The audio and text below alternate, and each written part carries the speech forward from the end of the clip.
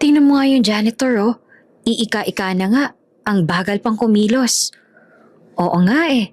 Bakit ba tumatanggap yung HR ng ganyan? Nakakasira ng image ng kumpanya natin. Napahigpit ang hawak ni Manuel sa hawakan ng kanyang mop. Eksaktong alauna ng hapon, biglang tumahimik ang buong lobby. Yung mga empleyadong naglalakad ay biglang huminto tsaka tumabi sa gilid. Ang mga security guard ay tumayo ng matuwid tsaka sumaludo. Mula sa pintuan ng private elevator, lumabas ang isang grupo ng mga lalaking nakasuit. Walang ibang nagawa si Manuel, kung hindi ang yumuko habang pilit na binubura ang isang matinding mantsa sa sahig malapit sa daanan patungong main entrance. Dahil sa focus niya sa trabaho, hindi niya napansin na papalapit na ang grupo ni Edgardo. Sa sobrang bilis ng pangyayari, nang tumayo si Manuel para ilipat ang kanyang balde, hindi niya agad na i-balance ang kanyang pilay na binte. Buksh! Nawala ng balanse si Manuel, tsaka aksidenteng nabangga niya ang dumaraang lalaki. Natapon ng konting tubig mula sa kanyang balde sa sapatos, tsaka laylayan ng pantalon ni Edgardo. Nagulat lahat. Yung mga bodyguard ni Edgardo ay agad na lumapit, tsaka tinulak si Manuel palayo. Ano ba? Hindi ka ba tumitingin sa dinadaanan mo? Sigaw ng isang bodyguard. Alam mo ba kung sinong binangga mo? Napaupo si Manuel sa sahig. Ang kanyang pilay na binte ay medyo sumakit dahil sa pagkakatumba. Pasensya na po, sir. Pasensya na po talaga. Hindi ko po sinasadya. Nauutal tsaka takot na saad ni Manuel habang pilit na tumatayo. Sir Edgardo, pasensya na po tong janitor na pilay na to. Bago lang po kasi. Tatanggalin na po namin siya agad, sir. Pasensya na po sa abala. Saad ng head guard habang hinihila ang braso ni Manuel para palayasin. Bitawan niyo siya. Isang malalim, tsaka baritonong boses ang umalingaw-ngaw sa lobby. Tumigil lahat. Tumingin si Edgardo sa kanyang maduming pantalon. Pagkatapos, dahan-dahan niyang binaling ang kanyang tingin sa janitor na nasa sahig.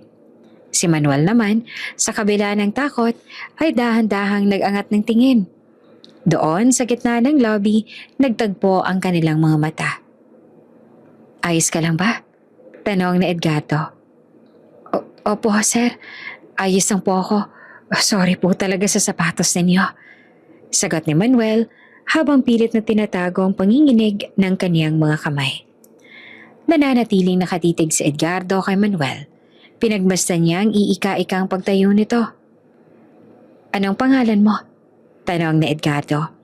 Habang ang mga bodyguard niya ay nagtataka kung bakit nakikipag-usap ang kanilang big boss sa isang hamak na janitor. Manuel po, sir. Manuel Binuchinta. Sagot ng binata. Sige, bumalik ka na sa trabaho mo. Mag-iingat ka sa susunod. Huling saad ni Edgardo bago tumalikod tsaka naglakad palayo. Naiwan si Manuel na nakatayo sa gitna ng lobby habang ang mga guard naman ay masayang nakatingin sa kanya. Pero sa loob ni Manuel, may kakaibang pakiramdam din siyang naramdaman. Ano kayang ibig sabihin nito?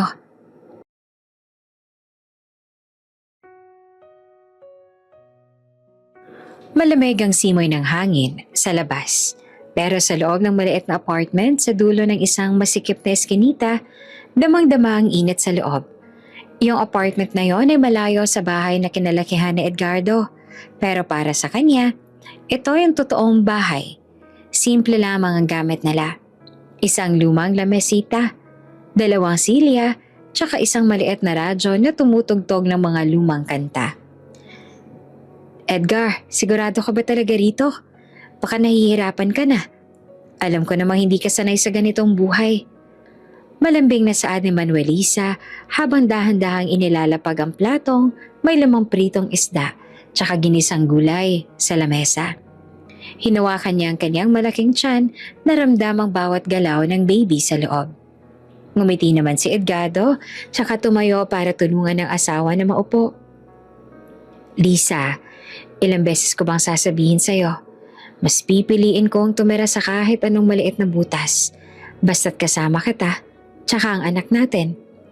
Yung yaman ng pamilya ko, walang kwenta yon kung mawawala ka naman sa akin. Masaya ako rito. Totoo na masaya ako sa ganitong buhay.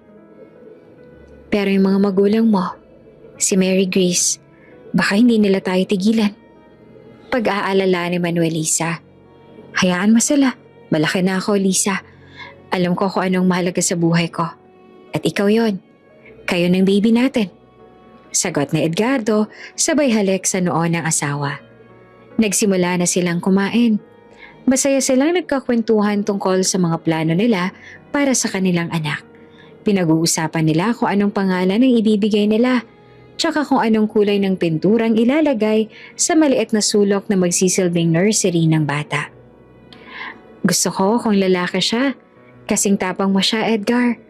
Saad ni Manuelisa habang tumatawa ng mahina. At kung babae man, sana kasing ganda tsaka kasing buti mo. Hirit naman ni Edgardo. Yung tahimik tsaka masaya nilang kwentuhan ng gabing yon ay biglang nabulabog ng isang malakas tsaka sunod-sunod na katok sa pinto.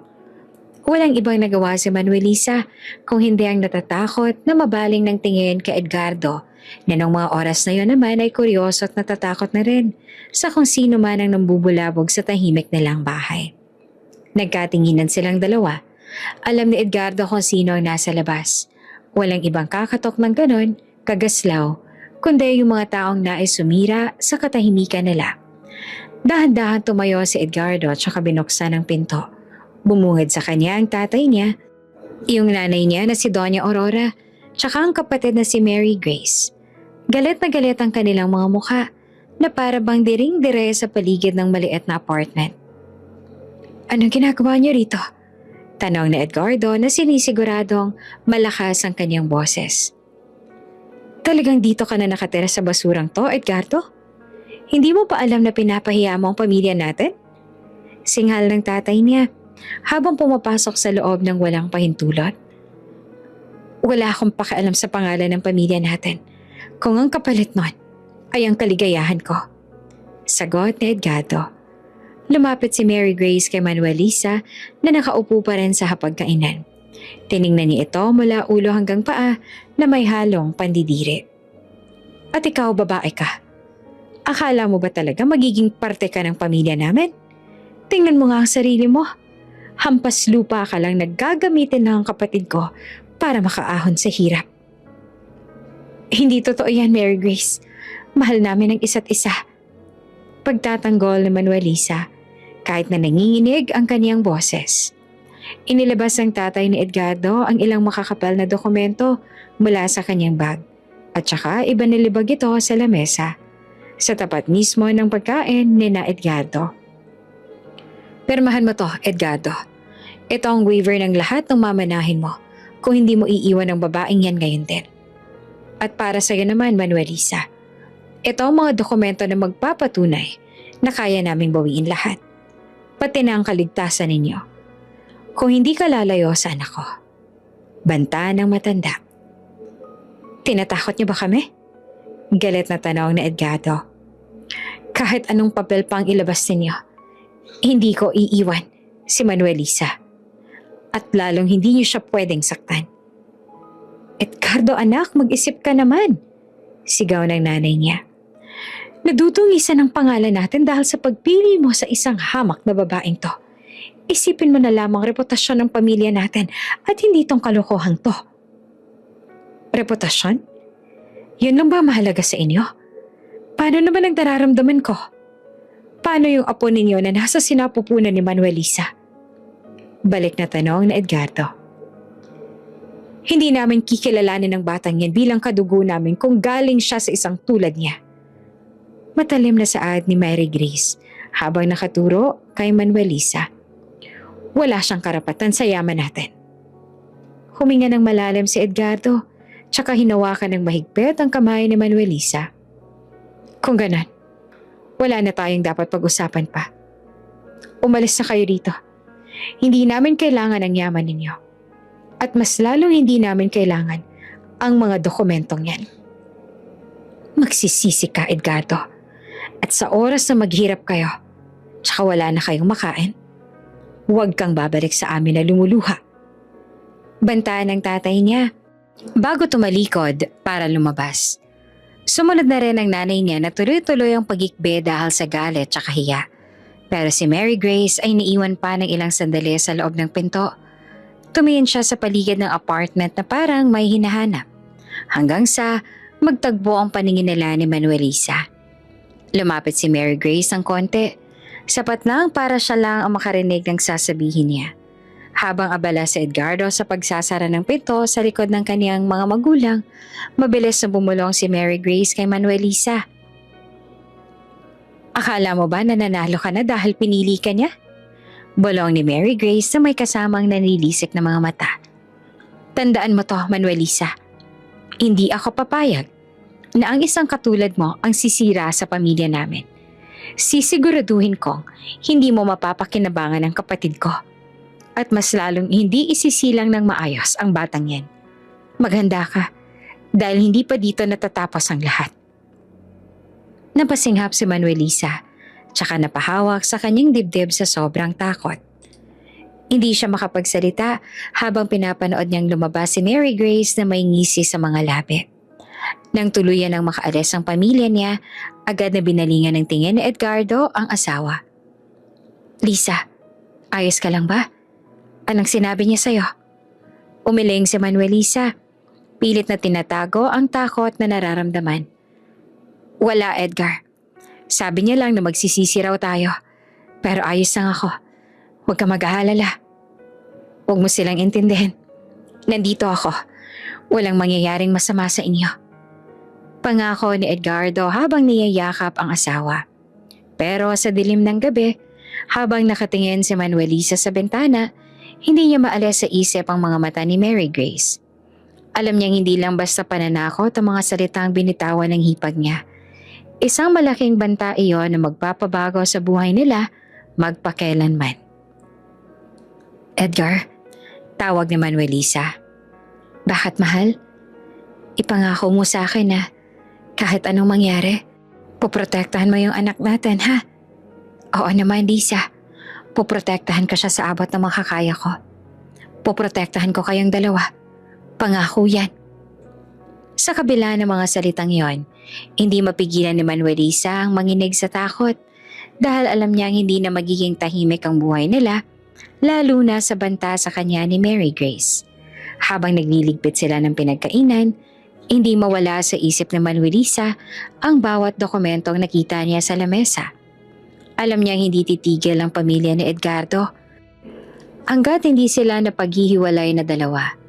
Pero sa bawat haplos niya sa kanyang tiyan, nararamdaman niya ang lakas na kailangan niya para lumaban.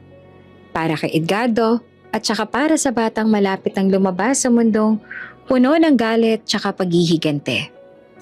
Lumalalim na ang gabi, pero hindi naman makatulog si Manuelisa. Bawat kalusko sa labas ng kanilang pinto ay para bang nakakapagpatalon sa kanya. Alam niyang hindi pa doon matatapos ang lahat. Kaya naman sa ayaw at sa gusto nilang dalawa ni Edgardo, kailangan pa rin nilang mag-ingat na dalawa. Lumipas ang ilang buwan na puno ng pag-iingat tsaka kaba para kay Manuelisa. Kahit na pilit na pinapakita ni Edgardo na ligtas sila, hindi pa rin mawala sa isip ng babae ang bantaan ni Mary Grace noong gabing yon sa kanilang apartment. Dumating ang araw na hindi na makayanan ni Manuelisa ang sakit ng kanyang tiyan. Agad siyang sinugod ni Edgardo sa ospital. Dahil sa pagmamahal ni Edgardo, kahit pahirap sila sa pera, pinilit niyang maipasok ang asawa sa isang private room para masiguradong komportable ito tsaka malayo sa ingay. Matapos ang ilang oras sa paghihirap sa labor room, matagumpay na naisilang ni Manuelisa ang isang malusog na sanggol na lalaki. Pagod na pagod siya pero bakas ang ngiti sa kanyang mga labi habang nakahiga sa kama ng kanyang private room. Kakatapos lang siyang asikasuhin ng mga nurse tsaka kasalukuyang nakakabit ang suwero sa kanyang kaliwang kamay. Lisa, sobrang pogi ng anak natin. Kamukhang kamukha ako, di ba? Masayang saad ni Edgardo habang hinahaplos ang pisngi ng asawa. Oo, Edgar. Pero sana ang bait niya ay makuha sa akin. Biro naman ni Manuelisa kahit mahina pa ang boses. Magpahinga ka muna rito, ha? Lalabas lang ako saglit. Kukunin ko lang yung mga gamit ninyo sa sasakyan. Tapos bibili rin ako ng makakain natin. Saglit lang ako. Pangako. Paalam ni Edgardo, sabay halik sa noo ng asawa, tsaka sa maliit na pisngi ng kanilang sanggol na nasa crib sa tabi ng kama. Sige, Edgar. Mag-iingat ka. Sagot ni Manuelisa. Pagkalabas ni Edgardo, tahimik ang buong paligid. Ang tanging naririnig na lamang ay ang mahinang beeping ng heart monitor sa gilid ng kama. Dahil sa sobrang pagod sa panganganak, dahan-dahang ipinikit ni Manuelisa ang kanyang mga mata. Pero hindi niya namalaya na bumukas ang dahan-dahan ng pinto ng kanyang kwarto. Isang figura ang pumasok. Naka-face mask ito, naka-shades, tsaka nakabalot ang katawan. Walang iba kundi si Mary Grace. Kanina pa siyang nagmamanman sa labas, tsaka hinintay lang niyang makaalis si Edgardo. Dahan-dahang lumapit si Mary Grace sa kama ni Manuelisa. Nang maramdaman ni Manuelisa na parang may tao, pilit niyang idinilat ang kanyang mga mata.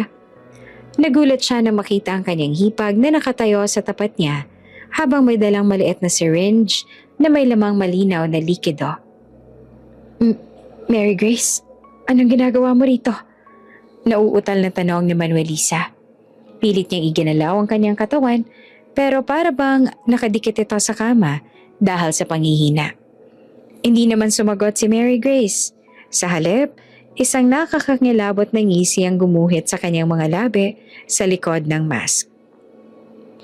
Sabi ko sa'yo, hindi pa tayo tapos, di ba? Ang akala mo ba hahayaan kitang mabuhay ng masaya kasama ang kapatid ko? Wag, please, yung anak ko. Pagsusumamo ni Manuelisa. Gusto niyang sumigaw. Gusto niyang humingi ng tulong. Pero walang boses na lumalabas sa bibig niya dahil sa sobrang takot tsaka panghihina. Wala na makakatulong sa'yo ngayon, Manuelisa. Masyadong matalino ang kapatid ko para sa akin. Kaya ikaw na lang ang uunahin ko. Saad ni Mary Grace habang dahan-dahang itinurok ang lason sa rubber port ng swero ni Manuelisa. Wag! Mahinang ungol ni Manuelisa. Nang pumasok ang lason sa kanyang ugat, biglang nanlaki ang mga mata ni Manuelisa.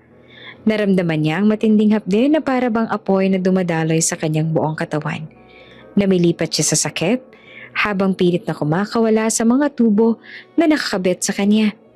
Pero wala siyang lakas. Ang kanyang mga kamay ay nanginginig, tsaka ang kanyang paningin ay nagsisimula na ring lumabo ng mga oras na yun. Tinitigan siya ni Mary Grace ng direkta sa mga mata. Mga matang nanlilisik sa galit tsaka inggit. Mamamatay ka na, hampas lupa. Doon ka sa impyerno pumunta. Ramdam ni Manuelisa ang unti-unting pagbagal ng tibok ng kanyang puso. Bawat segundo ay para bang isang taon ang pagdurusa para sa kanya ng mga oras na yon. Gusto niyang abutin ang kanyang anak sa crib, pero hindi niya maiangat ang kanyang braso. Ang huling nakita niya ay ang mapanuyang tingin ni Mary Grace bago tuluyang magdilim ang lahat. Tumunog ng mahaba ang heart monitor. Naging flatline ang linya sa screen. Natigilan si Mary Grace. Alam niyang dumating na ang sandaling hinihintay niya. Agad niya itinago ang syringe sa kanyang bulsa. Pero sa lakas ng tunog ng monitor, alam niyang mabilis na magre-responde ang mga doktor tsaka nurse. Paalam, Manuelisa. Bulong niya bago kumaripas ng takbo patungo sa pinto.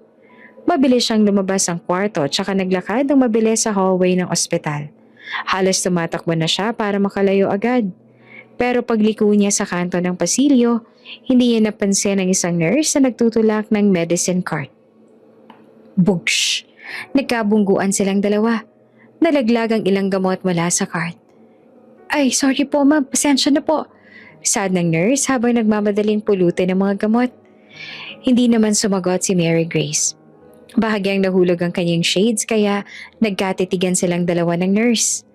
Baka sa mata ni Mary Grace ang taranta at galit, habang ang nurse naman nagtataka sa kinikilos ng babaeng nakamask. Ma'am, ayos lang po ba kayo? May kailangan po ba kayo sa kwarto na yon? Tanong ng nurse, habang tinuturo ang direksyon ng kwarto ni Manuelisa. kung saan naririnig na ang pagtakbo ng mga doktor. Sa halip na sumagot, mabilis na inayos si Mary Grace ang kanyang shades at saka tumakbo palayo patungo sa fire exit. "Hoy! Ma'am, wait lang!" Tawag ng nurse. Pero hindi niya na nahabol ang babae. Sa kabilang banda, sa loob ng kwarto, nagkakagulo na ang mga medical staff. "Code Blue, room 302.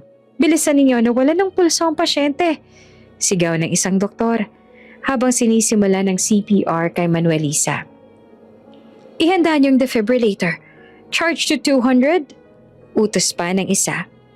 Eksaktong pagpasok ni Edgardo sa pintuan, nakita niya ang mga doktor na pinagkakaguluhan ng kanyang asawa. Nalaglag ang bitbit niyang plastik ng pagkain, tsaka ang mga gamit na kinuha niya sa sasakyan. "Lisa? Anong nangyayari? Lisa?" Hiyaw ni Edgardo habang pilit siyang pinipigilan ng mga nurse na lumapit. "Sir, lumabas po muna kayo, please. Ginagawa namin lahat para maisalba siya." Yung nurse na nakabangga kay Mary Grace ay nakatayo lamang sa gilid. Pawis na pawis, tsaka gulat na gulat. Alam niyang may mali. Alam niyang ang babaeng nakamask na nakasalubong niya ay may kinalaman sa biglang pag-flatline ng pasyente.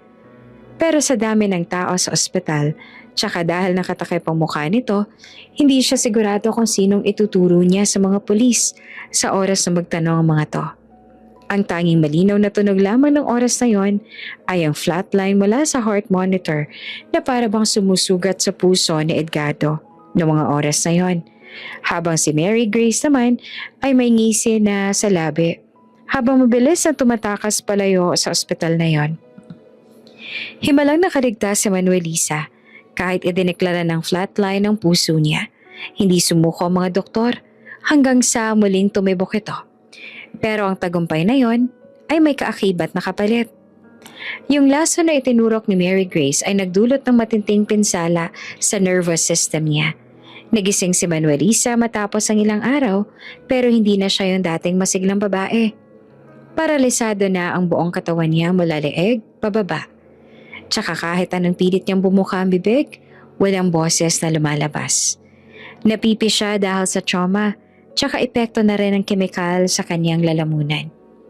Dahil sa nangyari, lalong naging tutok si Edgardo sa pag-aalaga sa kanya tsaka sa kanilang baby. Nagrenta siya ng mas maayos na lugar na malapit sa ospital para sa therapy ni Manuelisa. Araw-araw, si Edgardo nagpapalit ng lampi ng bata. Nagpapakain kay Manuelisa. Tsaka nagbabasa ng mga kwento sa kanila kahit alam niyang hindi makasagot ang asawa. Isang hapon, habang wala si Edgardo dahil bumibili ng gamot, bumisita si Mary Grace. Pumasok siya sa kwarto ni Manuelisa na may dalang mga bulaklak na kunwari ay nag-aalala. Ang mga mata ni Manuelisa ay nanlaki sa takot nang makita ang hipag. Gusto niyang sumigaw, gusto niyang ituro ito, pero tanging luha lang ang lumalabas sa kanyang mga mata habang bahagyang nanginginig ang kaniyang mga daliri. "Oh, Manuelisa, kawawa ka naman," sabi ni Mary Grace habang inilalagay ang mga bulaklak sa pasong malapit sa kama. Lumapit siya tsaka dahan-dahang hinaplos ang buhok ni Manuelisa. Pero ang haplos na yon ay puno ng pagbabanta. "Alam mo, dapat nga magpasalamat ka sa akin kasi nabuhay ka pa." Bulong ni Mary Grace sa tenga ng paralisadong babae. "Pero tignan mo yung sarili mo ngayon, para kang tuod." Isang pabigat kay Edgardo. Akala mo ba matutuwa siya habang buhay na nag-aalaga ng isang bangkay na humihinga? Mapapagod din yan. At pag dumating yung araw na yon, ako na ang tatapos sa inyong dalawa. Nandisik ang mga mata ni Manuelisa habang nakatitig sa hipag. Ramdam niya ang bawat salita nito na parang kutsilyong sumasaksak sa kanya. Eksaktong bumukas ang pinto tsaka pumasok si Edgardo. Agad na nagbago ang anyo ni Mary Grace. Mabilis siyang lumayo tsaka nagkunwaring malungkot. "Edgardo, dumating ka na.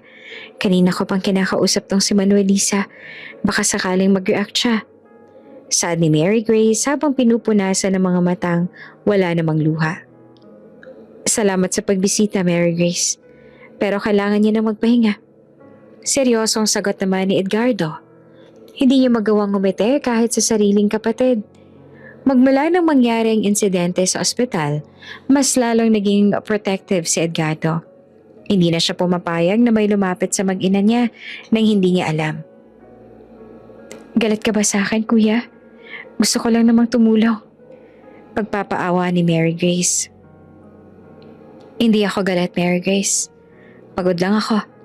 At kailangan ko lang siguraduhin na walang ibang mangyayaring masama sa pamilya ko. Masyado ng maraming pinagdaanan ni Lisa. Saad ni Edgardo habang inaayos ang kumot ng asawa. Napansin naman ni Mary Grace ang higpit ng hawak ni Edgardo sa kamay ni Manuelisa.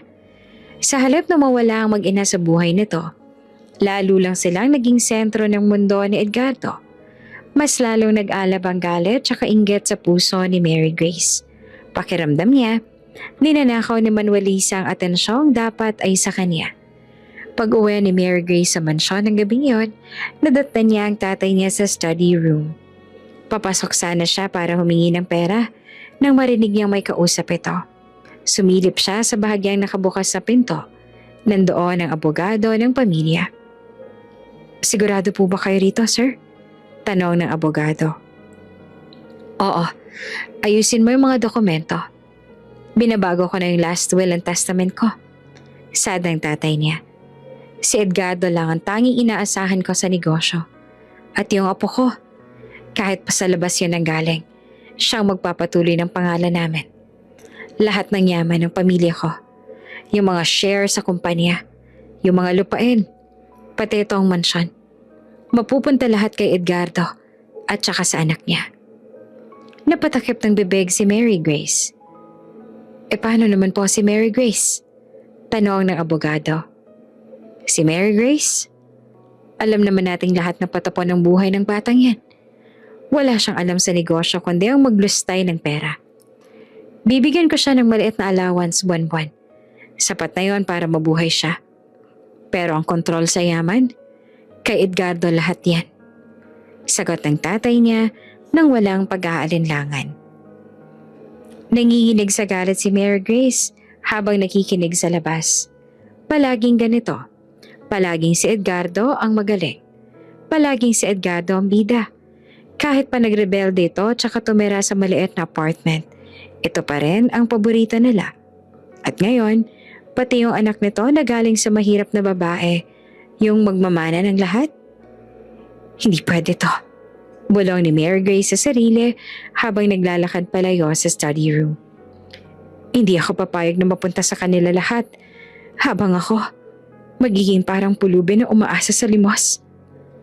Doon na nabuo sa isip ni Mary Grace ang isang masamang balak. Hindi na lamang si Manuelisa ang kailangang mawala. Kung mapapatay niya ang mag-ina, siguradong kay Edgardo pa rin mapupunta ang yaman.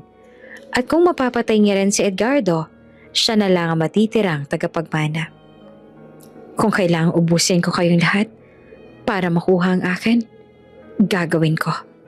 Saad niya sa dilim habang ang kanyang mga mata ay puno ng kagustuhang pumatay. Dahil sa bigat ng mga nangyari nitong mga nakaraang buwan, napansin ni Edgardo na para bang lalong nanlalayo ang tingin ni Manuelisa. Gusto niyang bigyan ng pagkakataon ng asawa niya na makalanghap ng sariwang hangin tsaka makita ang ganda ng kalikasan, kahit man lang sa loob ng sasakyan. Nagdesisyon si Edgardo na mag-out of town sila patungo sa probinsya para makapag-relax ang pamilya niya. Lisa, tingnan mo, inihanda ko na yung mga gamit natin. Pupunta tayo sa Baguio. Gusto ko makakita ka ng maraming puno tsaka maramdaman yung malamig na simoy ng hangin. Alam ko na makakatulong to sa paggaling mo. Masayang saad na Edgardo habang inaayos ang buhok ng asawa. Tumitig lamang si Manuelisa sa kanya. Ang mga mata nito ay puno ng pasasalamat pero may halong kaba. Bago sila sumakay sa kotse, may kinuha si Edgardo mula sa kanyang bulsa. Isang puting panyo na may borda ng pangalan ni Manuelisa sa gilid. Si Edgardo mismo ang nagpapagawa nito bilang regalo sa kanya. Para hindi ka masyadong pagpawisan. Tsaka para alam mong lagi kitang hawak, sabi ni Edgardo. Maingat niyang tinali ang panyo sa kanyang kamay ni Manuelisa. Tinitiyak na hindi ito mahuhulog pero hindi rin masyadong mahigpit. Ayan, para ka nang may ribbon. Ang ganda mo pa rin, Lisa. Isinakay niya si Manuelisa sa passenger seat tsaka maingat na inilagay ang baby sa baby car seat sa likuran. Hindi nila alam, habang nag-e-empake sila kanina, palihim na pumunta si Mary Grace sa garahe. Gamit ang isang cutter, mabilis siyang pinutol ang brake line ng sasakyan ni Edgardo. Sapat lang, para hindi agad mapansin pero bibigay kapag mabilis na ang takbo. Nagsimula na silang bumiyahe. Masaya si Edgardo habang nagmamaneho. Paminsan-minsan ay hinahawakan niya ang kamay ni Manuelisa na may nakataling panyo. Malapit na tayo, mahal, konting tiis na lang. Nang makarating sila sa isang zigzag road na napapalibutan ng malalim na bangin, napansin ni Edgardo na parang bumibilis ang sasakyan pababa. Teka, bakit parang ayaw kumagat ng preno? Sinubukan niyang itapak ang paa sa pedal. Pero lumubog lang to hanggang sa sahig. Lisa, walang preno. Ayaw tumigil ng sasakyan. Natatarantang pinilit na Edgardo na ikabig ang manibela para iwasan ang mga paparating na sasakyan tsaka ang gilid ng bundok. Diyos ko, tulungan ninyo kami, sigaw niya. At dahil sa bilis ng takbo tsaka sa korbada ng daan, tuluyan ang nawalan ng kontrol ang sasakyan. Humampas ang gulong sa gilid ng kalsada tsaka tuluyan silang tumalon sa malalim na bangin. Nagpagulong-gulong ang kotse sa matarik na gilid. Maririnig ang pagbasag ng mga salamin tsaka ang paglukot ng bakal ng sasakyan. Bugsh! Black! Sa bawat pagulong tumatama ang ulo ni Edgardo sa kung saan-saan hanggang sa tuluyan na siyang mawala ng malay. Si Manuelisa naman, kahit paralisado, ay pilit na ginagalaw ang kanyang katawan para yakapin ang crib ng anak sa likod. Isang huling proteksyon para sa anak niya. Sa tindi ng impact, natagal ang panyong nakatali sa kamay ni Manuelisa. Tsaka nalaglag ito sa sahig ng sasakyan na punong-puno na ngayon ng mga dugo at usok. Tumigil ang sasakyan sa ilalim ng bangin. Nakatiwarek tsaka halos wasak ng unahan. Nananaig ang katahimikan. Maliban sa mahinang usok na lumalabas sa makina, si Edgardo ay duguan at walang malay sa driver's seat. Si Manuelisa naman nakasandal sa likod. Duguan ang mukha at wala ng malay. Pero ang himala ay nangyari sa sanggol. Dahil sa mahigpit na pagkakayakap ni Manuelisa sa car seat tsaka sa pagharang ng kanyang sariling katawan, walang natamang malalang sugat ang baby. Kahit na may bahay din ito ng dugo mula sa nanay niya. Umiiyak ang bata. Isang mahina tsaka gumagaralgal na iyak sa gitna ng nangyari. Sa gitna ng katahimikan, isang anino ang dahan-dahang bumaba sa bangin. Hindi ito rescuer. Naka-shades ito tsaka mabilis na lumapit sa wasak na bintana ng sasakyan. Tiningnan niya ang dugoang katawan ni na Edgardo tsaka Manuelisa na may malamig na tingin.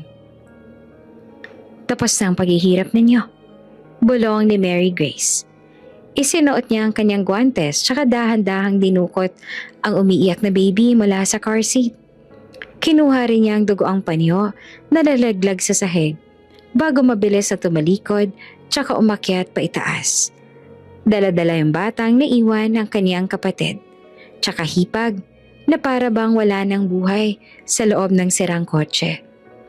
Matinding sakit ng ulo tsaka katawan ang sumalubong kay Edgardo nang dahan-dahan niyang idilat ang kanyang mga mata. Puti ang kisame, amoy gamot ang paligid, tsaka may narinig siyang paulit-ulit na tunog ng makina.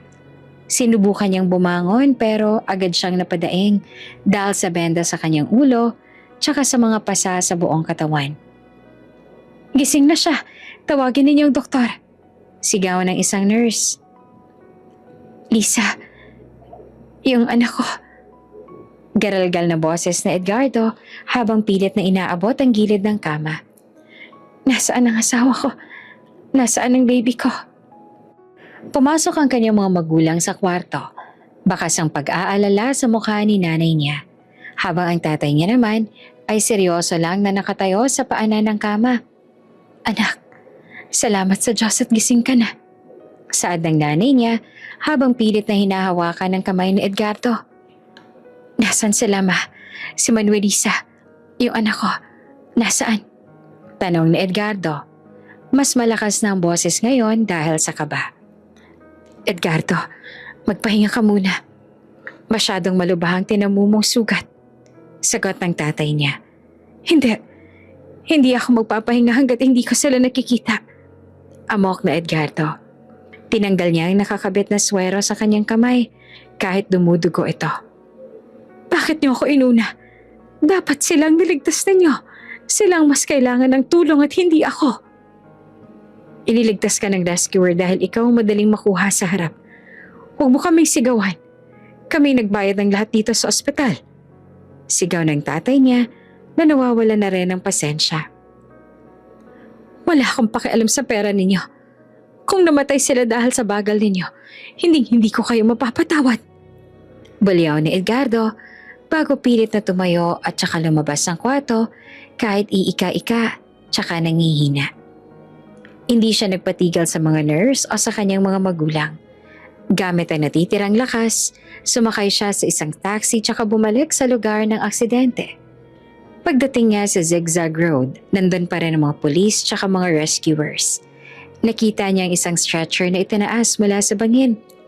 Isang katawan na nakabalot sa puting tela. Pero may mga bahid ng dugo na tumatagos dito. Sandali, asawa ko yan! Sigaw ni Edgardo habang tumatakbo pababa. Hinarang siya ng mga pulis pero naitulak niya ang mga ito.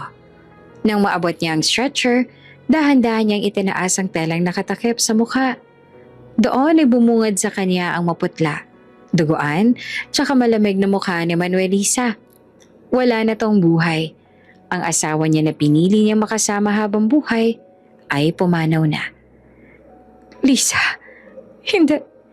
Lisa, gumising ka. Hagulgol ni Edgardo habang yakap ang malamig na bangkay. Sabi mo lalaban tayo. Sabi mo hihintayin nating lumaki yung anak natin. Lisa, huwag mo akong iwan dito, Lisa. Lisa, huwag. Ang paligid ay napuno ng pait ng pag-iyak niya. Pero sa gitna ng kanyang pagluluksa, bigla siyang natigilan. Lumingon siya sa paligid, tsaka sa wasak na sasakyan na hinahatak na paakyat. Nasaan ang baby ko? Nasaan ang anak ko? Tanong ni Edgardo sa isang rescuer na malapit sa kanya. Sir, kumalma po muna kayo. Saad ang rescuer. Paano ako kakalma? Wala rito ang anak ko. Nasaan siya? Muling nagbala si Edgardo habang hinahawakan niya sa kwelyo ang rescuer. Sir, makinig po kayo. May isang babaeng dumating kanina habang kinukuha namin kayo. Sabi niya ay kamag-anak niyo raw siya. Siya raw nakakita sa aksidente tsaka siya yung tumawag ng ambulansya. Paliwanag ng rescuer. Kinuha niya yung bata kasi kailangan daw tong madala sa ospital dahil baka may internal bleeding. Akala po namin utos ninyo o ng pamilya ninyo. Anong babae? Sinong kamag-anak? Sigaw ni Edgardo. Hindi ko alam ang sinasabi ninyo. Wala ko tinawagang kamag-anak. Hindi po siya nagbigay ng pangalan, sir. Basta ang sabi niya, kamag-anak niya siya. Naka-shades nga po siya tsaka mukhang nagmamadali. Dagdag pa ng isang rescuer. Nanigas naman si Edgardo sa kanyang kinatatayuan. Isang malaking palaisipan ang bumuo sa isip niya. Alam niyang hindi basta-basta kukunin ang kung sino lang ang kanyang anak. Sinong kamag-anak ang kukuha sa anak ko? At hindi malang magpapakilala sa inyo?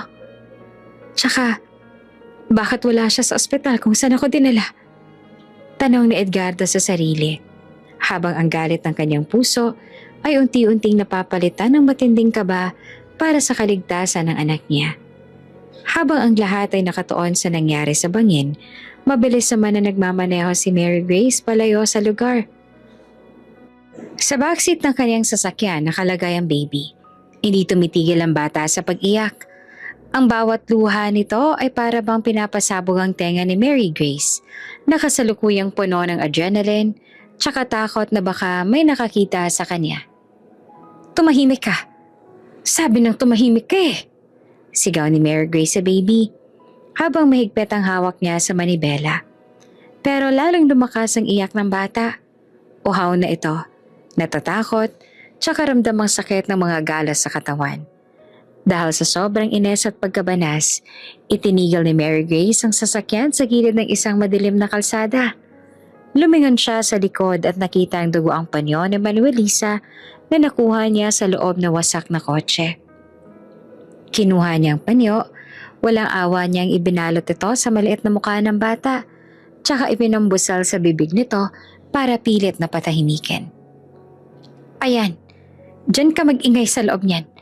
Mana ka sa nanay mong hampas lupa. Puro perwisyo lang ang dala niyo. Nagpatuloy siya sa pagmamaneho hanggang sa makarating siya sa isang mataas na tulay. Sa ibaba nito ay isang mabilis tsaka madilim na ilog. Pinatay ni Mary Grace ang makina ng sasakyan tsaka tiningnan ang paligid. Siguradong sigurado siyang walang tao dahil madaling araw na tsaka liblib ang bahaging yon ng kalsada. Binuhat niya ang baby. Ang bata ay hirap na sa paghinga dahil sa busal. Tsaka ang mga mata nito ay punong-puno ng luha. Lumapit si Mary Grace sa gilid ng tulay. Ulang bakas ng awa sa kanyang mukha habang nakatingin sa baby na itinuturing niyang balakid sa mamanahin niyang yaman. Pasensya ka na, baby. Pero hindi ka pwedeng mabuhay. Dahil hanggat nandito ka, wala akong makukuha sa pamilya ko. Bulong niya bago binitawan ng bata. Pinanood ni Mary Grace ang pagkahulog ng baby sa dilim. Narinig niya ang mahinang plok na tumama ito sa tubig. Nanatili siya nakatayo roon ng ilang segundo habang tinitingnan ang agos ng ilog na para bang nilalamon na ang huling bakas ng anak na Edgardo. Tapos na. Nakangising saad niya sa sarili. Patay ng asawa, patay ng anak. Si Edgardo na lang susunod. Pero bago pa siya makahakbang pabalik sa kanyang sasakyan, isang malakas na kalabog ang narinig niya sa kanyang likuran. Parang may nabuwal na kung anong mabigat na bagay o may taong natisod sa dilim. Mabilis na lumingon si Mary Grace. Ang kanyang puso ay halos lumabas sa dibdib sa kaba. Sino yan? Sigaw niya pero tanging huni lang ng kuliglig ang sumagot sa kanya. Tumingin siya sa paligid, sa mga puno tsaka damuhan sa gilid ng kalsada. May aninong parang gumalaw sa malayo. Isang figura ng tao na mabilis na nagtago sa likod ng malaking puno. May nakakita sa kanya. May nakakita sa ginawa niya sa tulay. Hindi na nag-atubili si Mary Grace. Kumari pa siya ng takbo pasakay sa kanyang kotse tsaka mabilis na pinaharurot ito paalis. Sa ilalim ng tulay, kung saan ang agos ng ilog ay mabilis tsaka nakakatakot, isang himala ang nangyari. Ang baby hindi tuluyang lumubog sa tubig. Dahil sa hangin na nakakulong sa makapal na balot ng kanyang damit tsaka sa gaan ng kanyang katawan, tinangay siya ng agos papunta sa mababaw na bahagi ng pampang. Ilang kilometro lang ang layo mula sa tulay. Eksaktong madaling araw noon ang lumabas ang mag-asawang sina Troy tsaka Marisa para manguha ng mga kangkong tsaka basura na pwede pang ibenta. Hirap sa buhay ang dalawa. Nakatira lamang sa isang barong-barong malapit sa ilog, pero bosilak ang kalooban nila. Troy, sandali. Narinig mo ba yon? Hinto ni Marisa habang bitbit ang kanyang sako. Ano yon, Marisa? Baka pusa lang yan sa tabi-tabi. Sagot ni Troy habang hinihilang isang perasong kahoy mula sa tubig. Hindi parang iyak ng bata. Pakinggan mo. Pilit ni Marisa. Tumahibik sila ng ilang sandali. Isang mahina, gumagaralgal, tsaka paos na iyak ang narinig nila. Mula sa kumpol ng mga dumi tsaka damo sa pampang. Nagmamadaling lumapit si Marisa. Tsaka halos mapatili siya na makita ang isang maliit na kamay na kumakawala sa basang tela. Diyos ko, Troy, may bata! May baby dito! Sigaw ni Marisa. Agad nilang binuhat ang bata. Nanlalamig ito tsaka nangigitim ang mga labi. Laking gulat nila na makita ang isang puting panyo na nakabusal sa bibig nito na animong nakatali ng mahigpit kaya hirap huminga ang baby. Sinong gagawa nito sa isang bata? Napakasama nila. Galit na saad ni Troy habang dahan-dahang tinanggal ang busal. Nang maalis ang panyo, lalong naging malinaw ang iyak ng bata. Pero napansin nila na hindi maigalaw ng sanggol ang kanyang kaliwang binti. Nakatagilid ito ng hindi normal. Isang malalang bali dahil sa taas ang pinagbagsakan nito galing sa tulay. Troy, kailangan natin siyang madala sa doktor. Tingnan mong binti niya parang bali. Pag-aalala ni Marisa. Dinala nila ang bata sa kanilang barong-barong tsaka sinubukang painitin ang katawan nito. Nilinis nila ang putik tsaka dugo sa mukha ng baby. Habang nilalabhan ni Marisa ang panyong nakabusal kanina, napansin niya ang isang borda sa gilid nito. Manuelisa, Troy. May nakasulat na Manuelisa rito sa panyo. Baka ito ang pangalan ng nanay niya. Saad ni Marisa habang pinapakita ang borda. Lalaki naman ang baby na to. Sige, dahil yan ang nakasulat sa panyo. Manuel na lang itawag natin sa kanya. Pasya ni Troy. Sinubukan nilang dalhin si Manuel sa isang maliit na klinik. Pero nang malaman nilang kailangan ng operasyon para maituwid ang binti nito, nawalan sila ng pag-asa. Libo-libong piso ang kailangan. Pera na kahit kailan ay hindi nahawakan ng mag-asawa.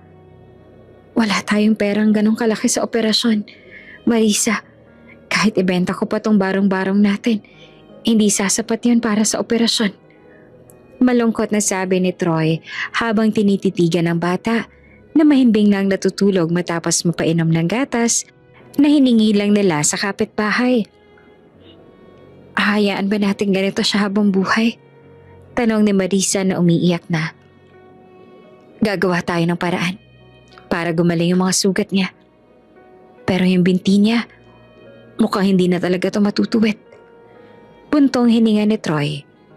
Lumipas ang mga linggo at saka buwan. Sa kabila ng kakulangan sa gamot, gumaling yung mga galas si Manuel dahil sa pag-aalaga ni na Troy at saka Marisa. Itinuring nila itong parang tunay na anak. Pero gaya ng kinatatakutan nila, ang kaliwang binti ni Manuel ay permanenteng naging pilay. Habang lumalaki ang bata, tsaka natututong tumayo, kitang-kita ang pag-ika ng kanyang lakad. Anak, pasensya ka na ha. Hindi ka man namin ipaggamot ng maayos. Hindi ka naman namin pababayaan. Bulong ni Marisa habang pinapanood si Manuel na pilit na humahakbang sa loob ng kanilang maliit na kubo. Lumipas ang mga taon na para bang sobrang bilis. Yung maliit na baby na dugo ang nakita ni na Troy tsaka Marisa ay isa na ngayong binatilyo. Pero sa kabila ng paglipas ng panahon, ang bakas ng malupit na gabing yon ay nananatili sa katawan niya. Ang kanyang kaliwang binti ay hindi na naituwid. Bawat hakbang niya ay may kasamang pagtalon. Isang ika-ikang lakad na naging bahagi na ng pagkatao niya. Nakatira pa rin sila sa isang maliit na barong-barong sa gilid ng riles ng tren. Kahit nasalat sa material na bagay, hindi nagkulang sa pagmamahal ang mag-asawa sa kanya. Para kay Manuel, sila ang tunay niyang mundo. Manuel, anak, dahan-dahan lang sa pagbubuhat niyan, baka mapuwersang binti mo. Sigaw ni Marisa habang pinapanood ang anak na nag-aayos ng mga nakolektang dyaryo at saka bote sa tapat ng kanilang kubo. Ngumiti naman si Manuel, isang ngiting kasing ningning ng umaga sa kabila ng dumi sa kanyang mukha. Ayos ang poko, Nay. Sanay na po yung binti ko rito. Kailangan nating matapos to para maibenta na natin kay Mang Tasha tsaka may pambili tayo ng bigas mamaya. Napakasipag mo talagang bata ka. Mahana ka sa tatay mo. Saad ni Marisa habang hinahaplos ang likod ng anak. Pero hindi laging masaya ang buhay sa labas ng kanilang maliit na bahay. Sa tuwing lalabas si Manuel para pumasok sa school o tumulong sa pangangalakal, hindi nawawala ang mga matang nakatingin ng may halong pait tsaka pangungutya sa kanya. Ang mga bata sa kanilang barangay ay madalas siyang gawing tampulan ng tukso. Oh, ayan na si Manuel Pilay, tagilid na naman ang mundo. Sigaw ng isang grupo ng mga kabataan habang naglalakad si Manuel patungo sa junk shop. Hindi naman sumasagot si Manuel. Itinoon na lang niya ang kanyang paningin sa kalsada habang pilit na binibilisan ang bawat iika-ikang hakbang. Sanay na siya sa tawag na pilay, lumpo, tsaka iika-ika. Masakit, oo. pero lagi niyang naaalala ang turo ni na Troy tsaka Marisa sa kanya. Manuel, makinig ka sa akin. Sabi ni Troy sa kanya isang gabi habang naghahapunan sila ng tuyo tsaka kanin. Yung kapansanan sa paa, hindi yan kapansanan sa puso. Mas mabuti nang maglakad ng iika-ika pero diretso ang dangal.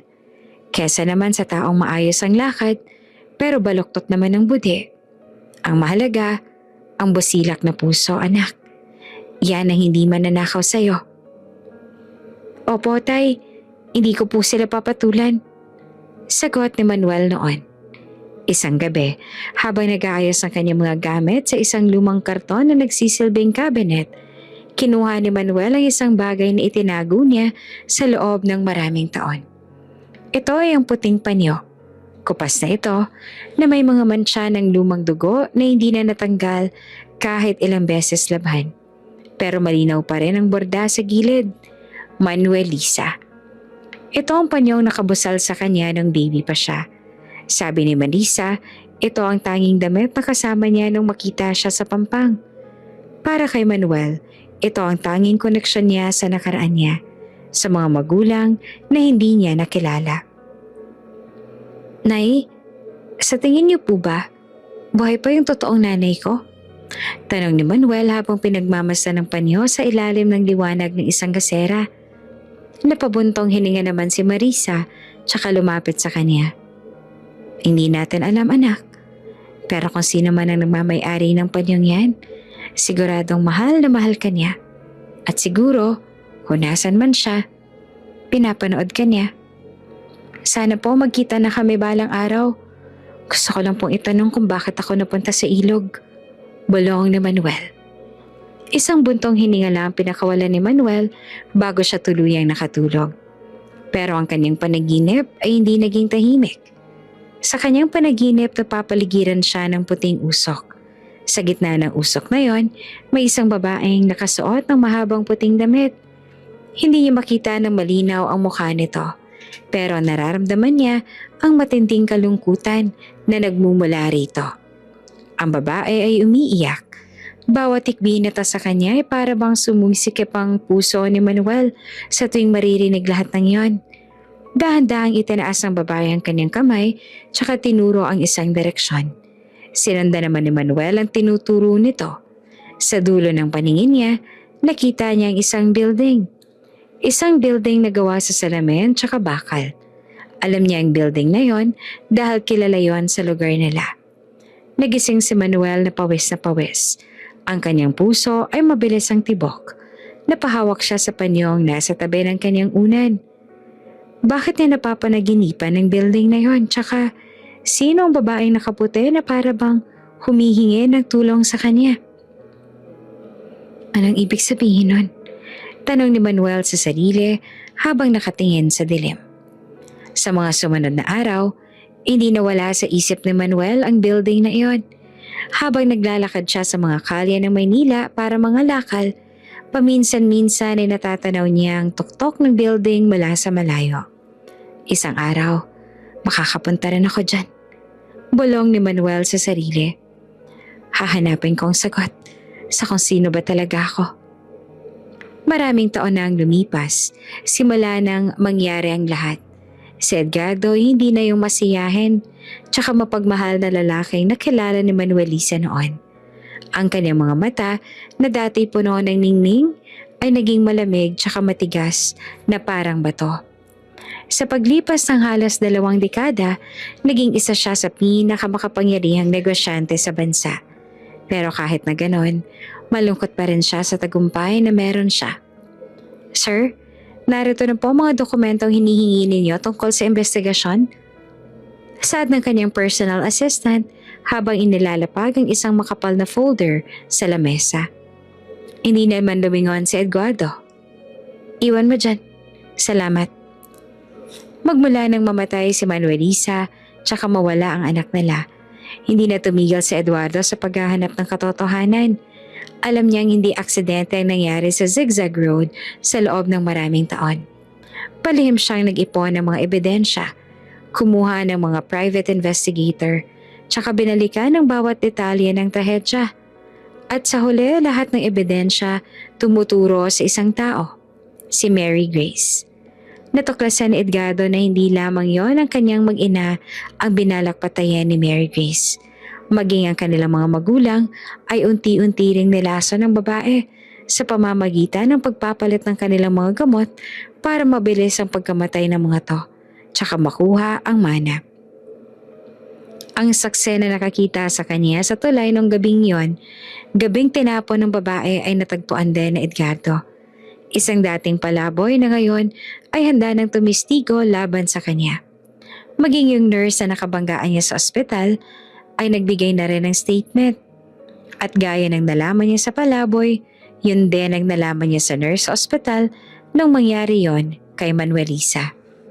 Isang gabi, sa tulong ng mga otoridad, isinagawa ang pag-aresto kay Mary Grace sa gitna ng isang party sa mansyon nila.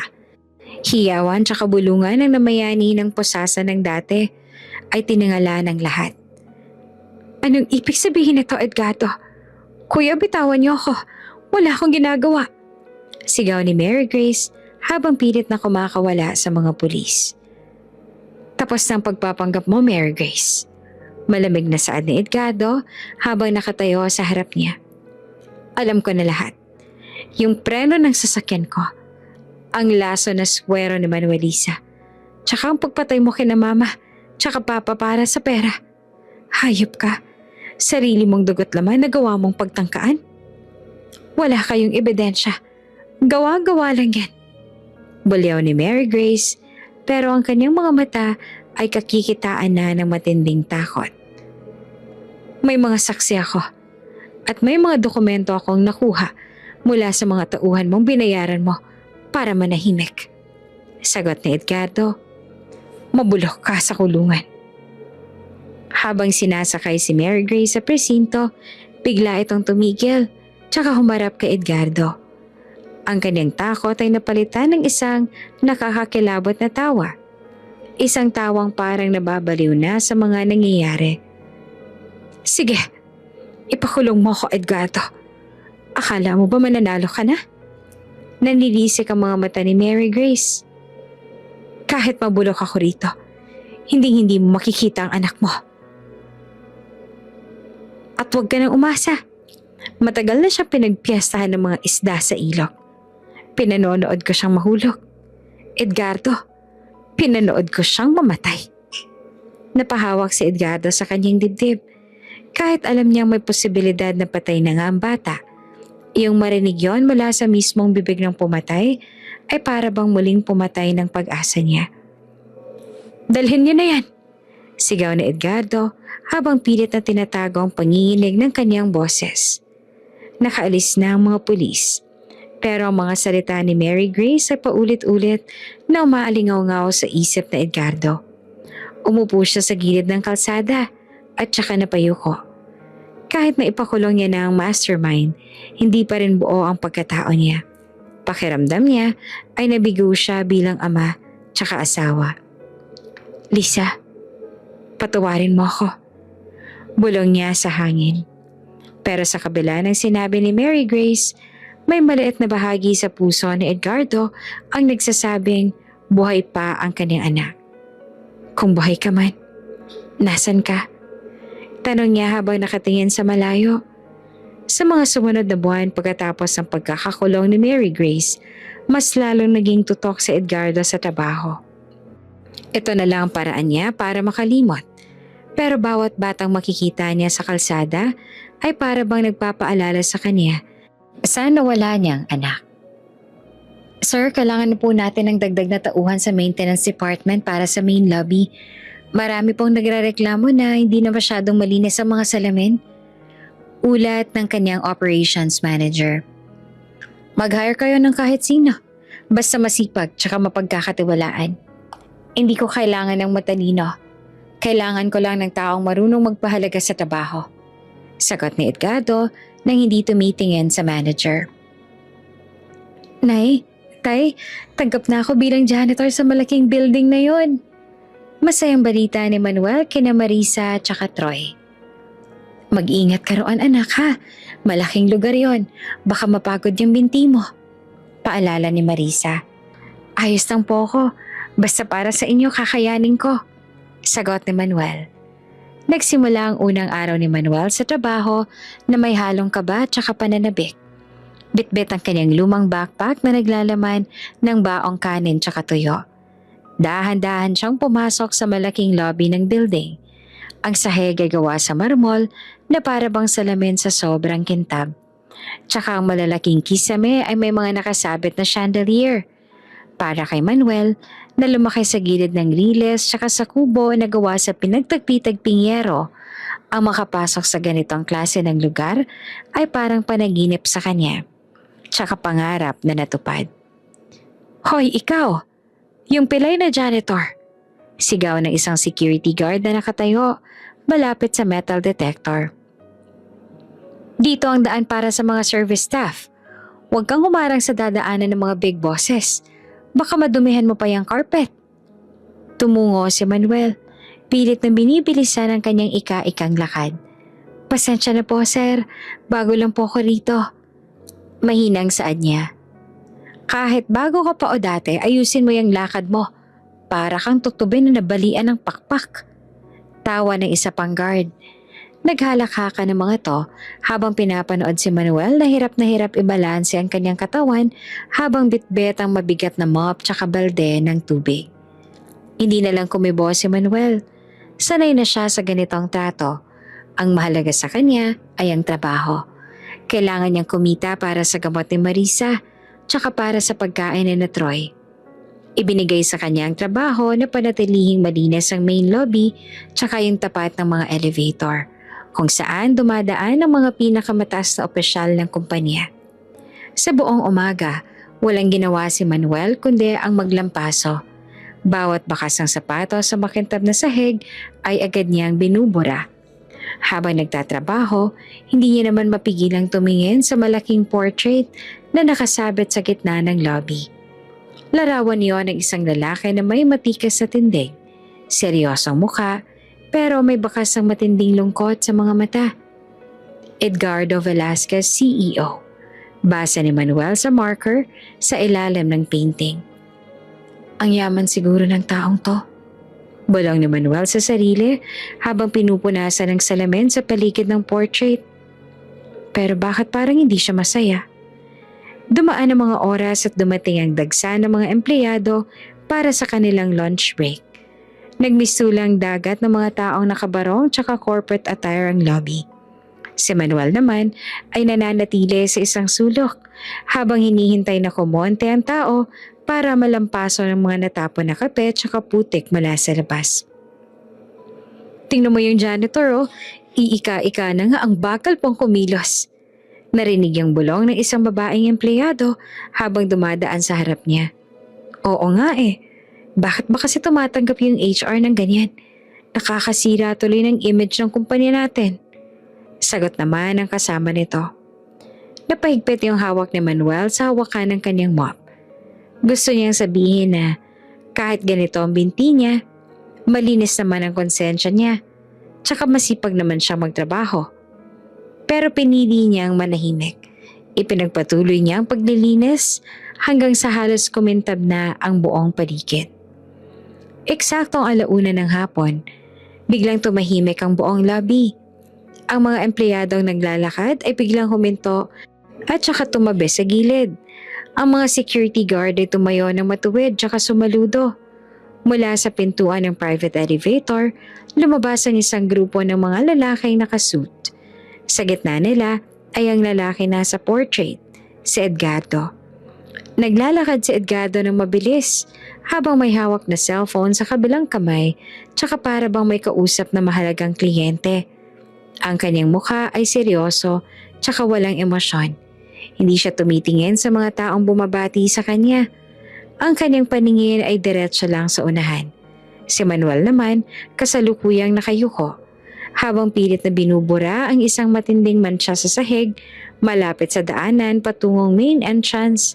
Dahil sa focus siya sa trabaho, hindi niya napansin na papalapit na ang grupo na Edgardo at sa sobrang bilis ng pangyayari. Nang tumayo si Manuel para ilipat ang kanyang balde, hindi niya agad na i-balance ang kanyang pilay na binti. Bugsh! Nawala ng balanse si Manuel tsaka aksidenteng nabangga niya ang dumaraang lalaki. Natapon ng konting tubig mula sa kanyang balde sa sapatos tsaka laylayan ng pantalon ni Edgardo. Nagulat lahat. Ang mga bodyguard ni Edgardo ay agad na lumapit tsaka tinulak si Manuel palayo. Ano ba? Hindi ka ba tumitingin sa dinadaanan mo? Sigaw ng isang bodyguard. Alam mo ba kung sino yung binangga mo? Napaupo si Manuel sa sahig. Ang kanyang pilay na binte ay medyo sumakit dahil sa pagkakatumba. Pasensya na po, sir. Pasensya na po talaga, hindi ko po sinasadya. Nauutal tsaka takot na saad ni Manuel habang pilit na tumayo.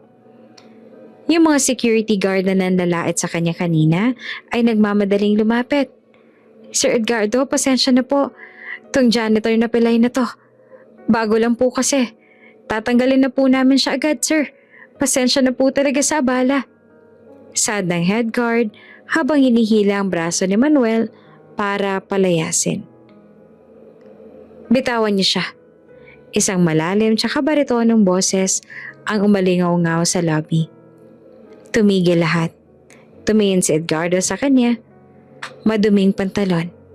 Pagkatapos, dahan-dahan niyang ibinaling ang kanyang tingin sa janitor na nasa sahig. Oops! May break muna. Gusto mo bang ma-shoutout dito sa channel ni Ate Jane? Mag-comment lang ng lesson you learned from the latest story uploaded.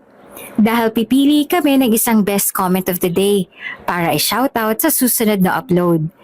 Kaya huwag kalimutang mag-iwan ng lesson you learned after you watch this video. Maraming salamat!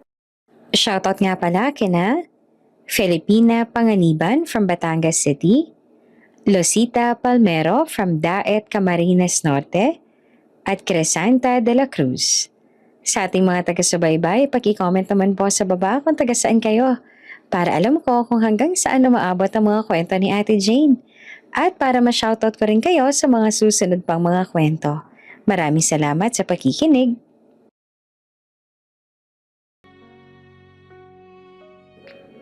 Si Manuel naman sa kabila ng takot ay dahan-dahang nag-angat ng tingin. Doon sa gitna ng lobby, nagtagpo ang kanilang mga mata. Sa sandaling iyon, parang huminto ang mundo para kay Edgardo. May kung anong kuryenteng dumaloy sa kanyang buong katawan. Ang mga mata ng janitor na nasa harap niya, ang hugis, ang kulay, tsaka ang kinang ng mga to ay para bang isang multo mula sa kanyang nakaraan. Yon ang mga mata ni Manuel Lisa. Yung eksaktong mga mata na minahal niya higit pa sa anumang yaman sa mundo. Ayos ka lang ba? Tanong ni Edgardo. Ang kanyang boses, na dati puno ng galit tsaka lamig, ay biglang lumambot. May bahid ng pag-aalala na hindi naintindihan ng mga taong nakapaligid sa kanila. Opo sir, ayos lang po ako. Sorry po talaga sa sapatos ninyo. Sagot ni Manuel habang pilit na tinatago ang panginginig ng kanyang mga kamay. Nanatiling nakatitig si Edgardo kay Manuel. Pinagmasdan niya ang ika-ikang pagtayo nito. May kung anong lukso ng dugo na naramdaman si Edgardo. Isang pakiramdam na matagal niya nang binaon sa limot simula nung gabing mawala ang kanyang anak sa ilog. Hindi niya maintindihan kung bakit, pero pakiramdam niya kilala niya ang batang to. Pakiramdam niya may koneksyon silang dalawa na hindi niya maintindihan. Anong pangalan mo?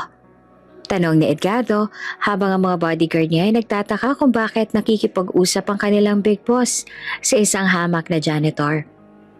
Manuel po, sir. Manuel Binuchinta, sagot ng binata. Manuel, ang pangalang ibinigay niya sa kanyang anak. Ang pangalang hango sa pangalan ni Manuelisa. Mas lalong bumilis ang tibok ng puso ni Edgardo. Gusto niyang magtanong pa. Gusto niyang yakapin ang bata. Pero alam niyang maraming mata ang nakatingin. Sige, bumalik ka na sa trabaho mo. Mag-iingat ka sa susunod. Huling saad ni Edgardo bago tumalikod tsaka naglakad palayo. Pero sa bawat hakbang niya, hindi maalis sa isip niya ang mukha tsaka ang mga mata ni Manuel. Naiwan si Manuel na nakatayo sa gitna ng lobby habang ang mga guard ay masamang nakatingin sa kanya. Pero sa loob-loob ni Manuel, may kakaibang pakiramdam din siyang naramdaman. Pagkatapos ng insidente sa lobby, hindi na nawala sa isipan ni Edgardo yung mukha ng batang janitor. Sa bawat meeting na pinupuntahan niya, sa bawat dokumentong pinipirmahan niya, ang mga mata ni Manuel ang nakikita niya. May kung anong puwersa na humihila sa kanya, parang malang makita ang binata. Kinabukasan, imbes na dumaan sa kanyang private elevator na direkta sa penthouse, pinili ni Edgardo na dumaan sa main lobby.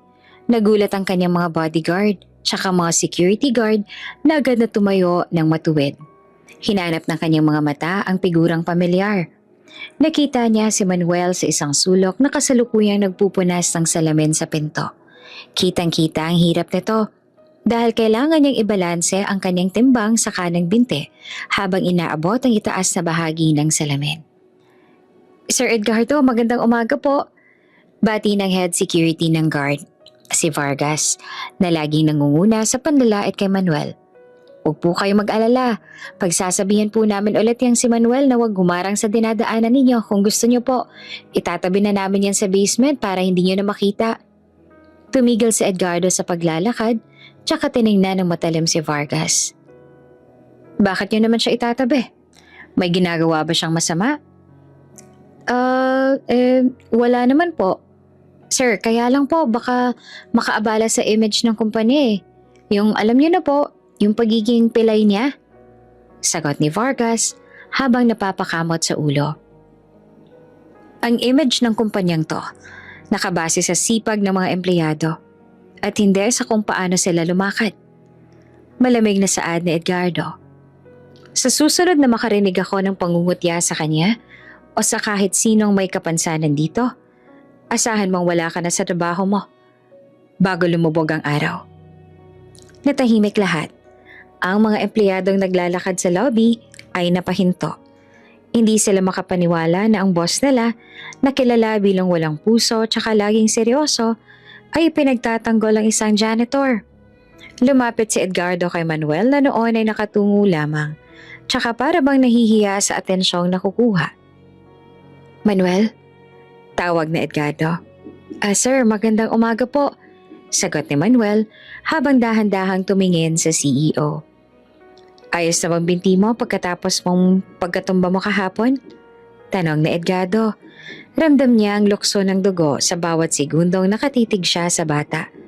Opo sir, sanay na po ako rito. Pasensya na po pala ulit sa gulo kahapon. Saad ni Manuel. Huwag mo nang isipin yon, magtrabaho ka lang ng maayos.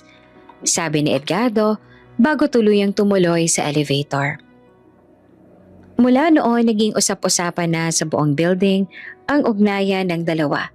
Tuwing break time ni Manuel, madalas siyang makita ni Eduardo na nakaupo sa isang bench sa gilid ng garden ng kumpanya. Imbes na pumasok sa restaurant para mag-lunch, paminsan-minsan ay lumalabas si Edgardo tsaka tinatabihan ang binata. Anong baon mo? Tanong ni Edgardo, isang tanghali habang nakaupo sila sa bench. Nagulat si Manuel tsaka mabilis na itinago ang kanyang plastic na lalagyan. Wala po to, sir. Kanin lang po tsaka pritong talong. Nakakahiya po. Walang nakakahiya sa pagkain ng paborito mo. Ngiti ni Edgardo. Alam mo, nung bata ako, paborito ko rin yung talong. Naging madalas ang kanilang pag-uusap. Nagtataka ang lahat, mula sa vice president hanggang sa mga messenger, kung bakit nakikipagkaibigan ang kanilang boss sa isang janitor lang.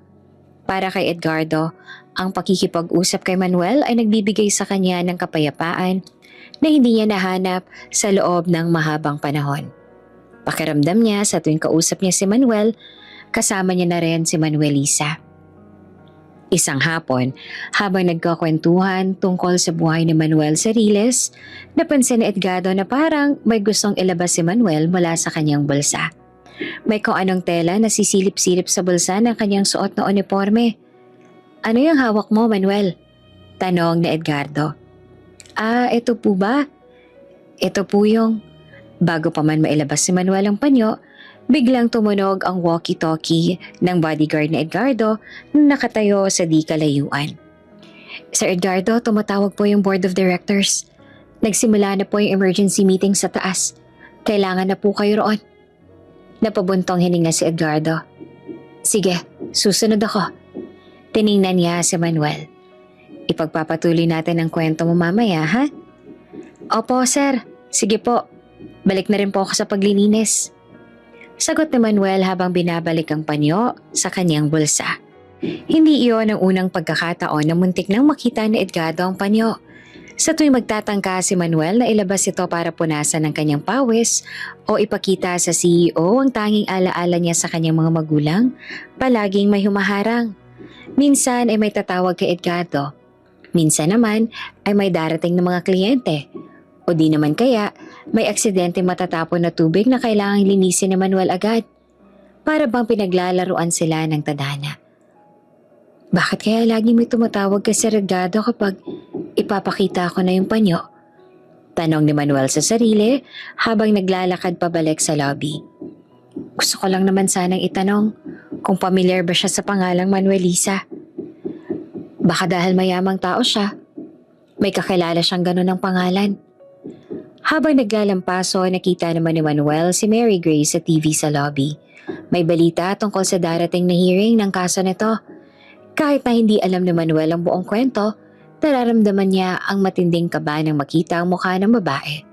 Hindi niya alam kung bakit, pero parang nanlamig ang kanyang buong katawan habang tinititigan ang mga mata ng kapatid ni Edgardo sa screen. Samantala, sa loob ng kanyang opisina, hindi naman mapakali si Edgardo. Ang bawat kilos si Manuel, ang paraan ng pagtawa nito, tsaka maging ang paraan ng pag-aayos nito ng kanyang buhok ay sobrang pamilyar. Hindi to pwedeng maging coincidence lang. Bulong ni Edgardo sa sarili. Ang pangalan niya, Manuel. Ang mga mata niya, hindi ako pwedeng magkamali. Pero paano nabuhay ang anak ko kung sinabi ni Mary Grace na tinapon niya na to sa ilog? Inisip na Edgardo na baka nag-ilusyon lang siya dahil sa sobrang pangungulila. Pero ang lukso ng dugo na naramdaman niya ay hindi man lang tumitigil. Sa tuwing nakikita niya si Manuel na hinahamak ng iba, parang nadudurog ang puso niya. Isang pakiramdam na tanging ama lang niya ang makakaramdam para sa kanyang anak. Gabi na nang matapos ang trabaho ni Manuel, habang naglalakad siya palabas ng building, nasalubong niya si Vargas. Oh, Pilay, balita ko, close na kayo ni Bossing ngayon na. Uyam ni Vargas. Anong sekreto mo? Dinadaan mo ba sa awa dahil dyan sa binti mo? Hindi po, sir. Mabait lang po talaga si Sir Edgardo. Sagot ni Manuel habang pilit iniiwasan ang gulo. Mabait? Baka nandidiri lang sa'yo kaya kinakausap ka para hindi na lumapit sa kanya. Tawa ni Vargas. Tandaan mo, janitor ka lang. Kahit anong gawin mo, hindi ka magiging kasing level ng mga tao rito. Isang maling galaw mo lang, sisiguraduhin kong sa kalsada ka napupulutin. Hindi naman sumagot na si Manuel. Hinawakan niyang panyo sa loob ng kanyang bulsa. Yon ang nagbibigay sa kanya ng lakas ng loob. Balang araw, malalaman ko rin ang totoo. Bulong niya sa sarili habang tinatahak ang madilim na kalsada pauwi sa kanilang barong-barong. Sa kabilang banda, si Edgardo naman ay nakatayo pa rin sa bintana ng kanyang opisina habang pinapanood ang iika-ikang paglakad ni Manuel. Hanggang sa mawala ito sa paningin niya. May mga desisyon na siyang nabuo sa kanyang isip. Kailangan niyang malaman ang totoo. Ano man ang maging resulta nito. Bukas, sabi ni Edgardo sa sarili. Bukas, hihilingin ka nang ipakita niya sa akin kung ano yung nasa bulsa niya. Walang ibang nagawa si Manuel kung hindi ang magpaayos ng pagkahiga habang nananatili pa rin nakapikit tsaka pinagpapawisan. Habang natutulog, muli niyang napaniginipan ng babaeng nakaputi. Pero sa pagkakataong ito, hindi na ito umiiyak. May binabanggit na itong pangalan. Edgardo, tulungan mo ang anak natin. Nagising si Manuel na sumisigaw. Pawis na pawis siya tsaka nanginginig. Sa unang pagkakataon, Narinig niya ang pangalan ng boss niya sa kanyang panaginip. Pero bakit? Anong kinalaman ni Sir Edgardo sa kanyang nakaraan? Kinabukasan, balisang-balisa si Manuel habang nasa trabaho. Agad siyang napahawak sa dibdib nang muling maalala ang nangyari kagabi. Hindi maalis sa kanyang isipan ang panaginip kagabi. Ang boses ng babaeng nakaputi na tumatawag sa pangalan ni Sir Edgardo. Habang naglalakad siya sa hallway papunta sa opisina ng boss niya para sa nakatakda niyang schedule sa paglilinis, naramdaman niya ang bawat ika-ika niyang hakbang ang bigat. Kailangan ko nang itanong. Bulong ni Manuel sa sarili habang bitbit ang kanyang gamit sa paglilinis. Kailangan kong malaman kung bakit pati sa panaginip ko nandun ang pangalan ni Sir. Sa loob ng opisina ni Edgardo, kasalukuyang wala si Edgardo dahil may tinatapos itong permahan sa kabilang department. Ito ang pagkakataon ni Manuel para linisin ang malawak na mesa.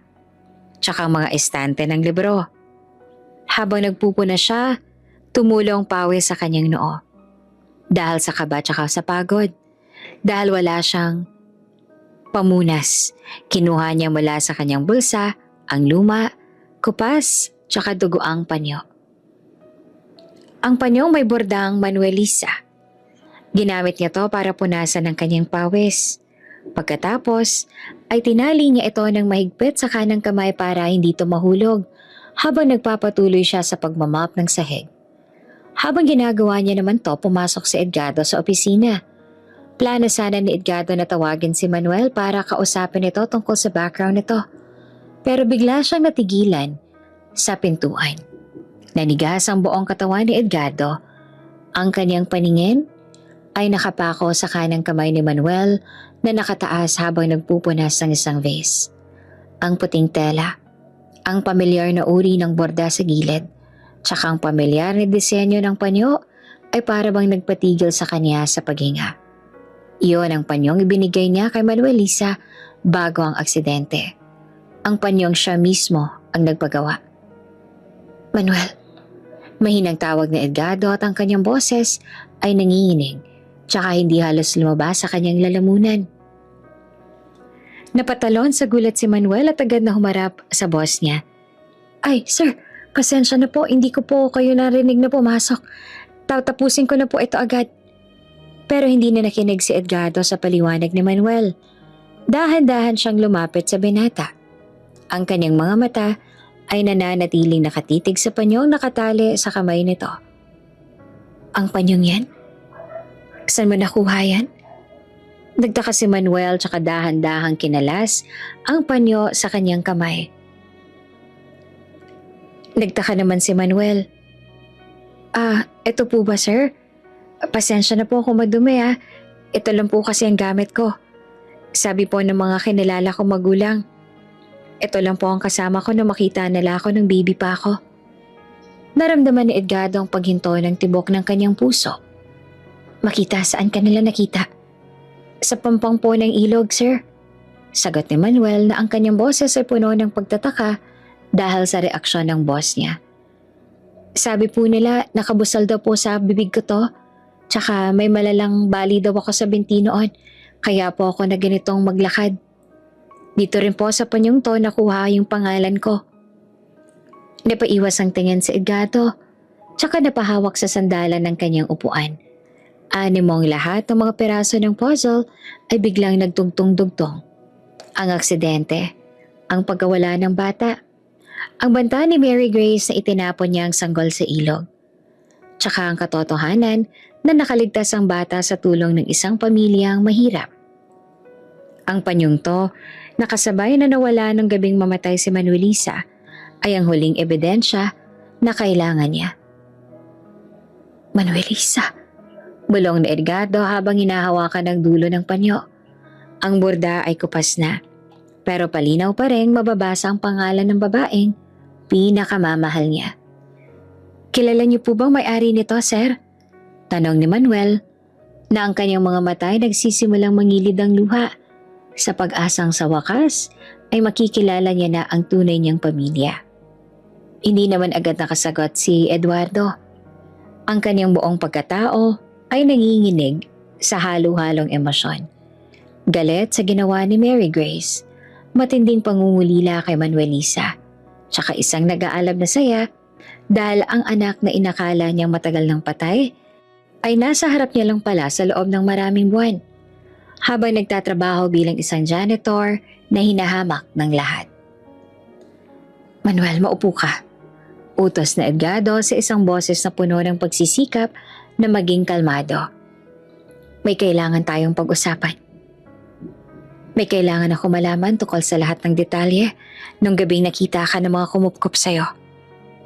Naupo naman si Manuel gaya ng utos ni Edgardo sa kanya.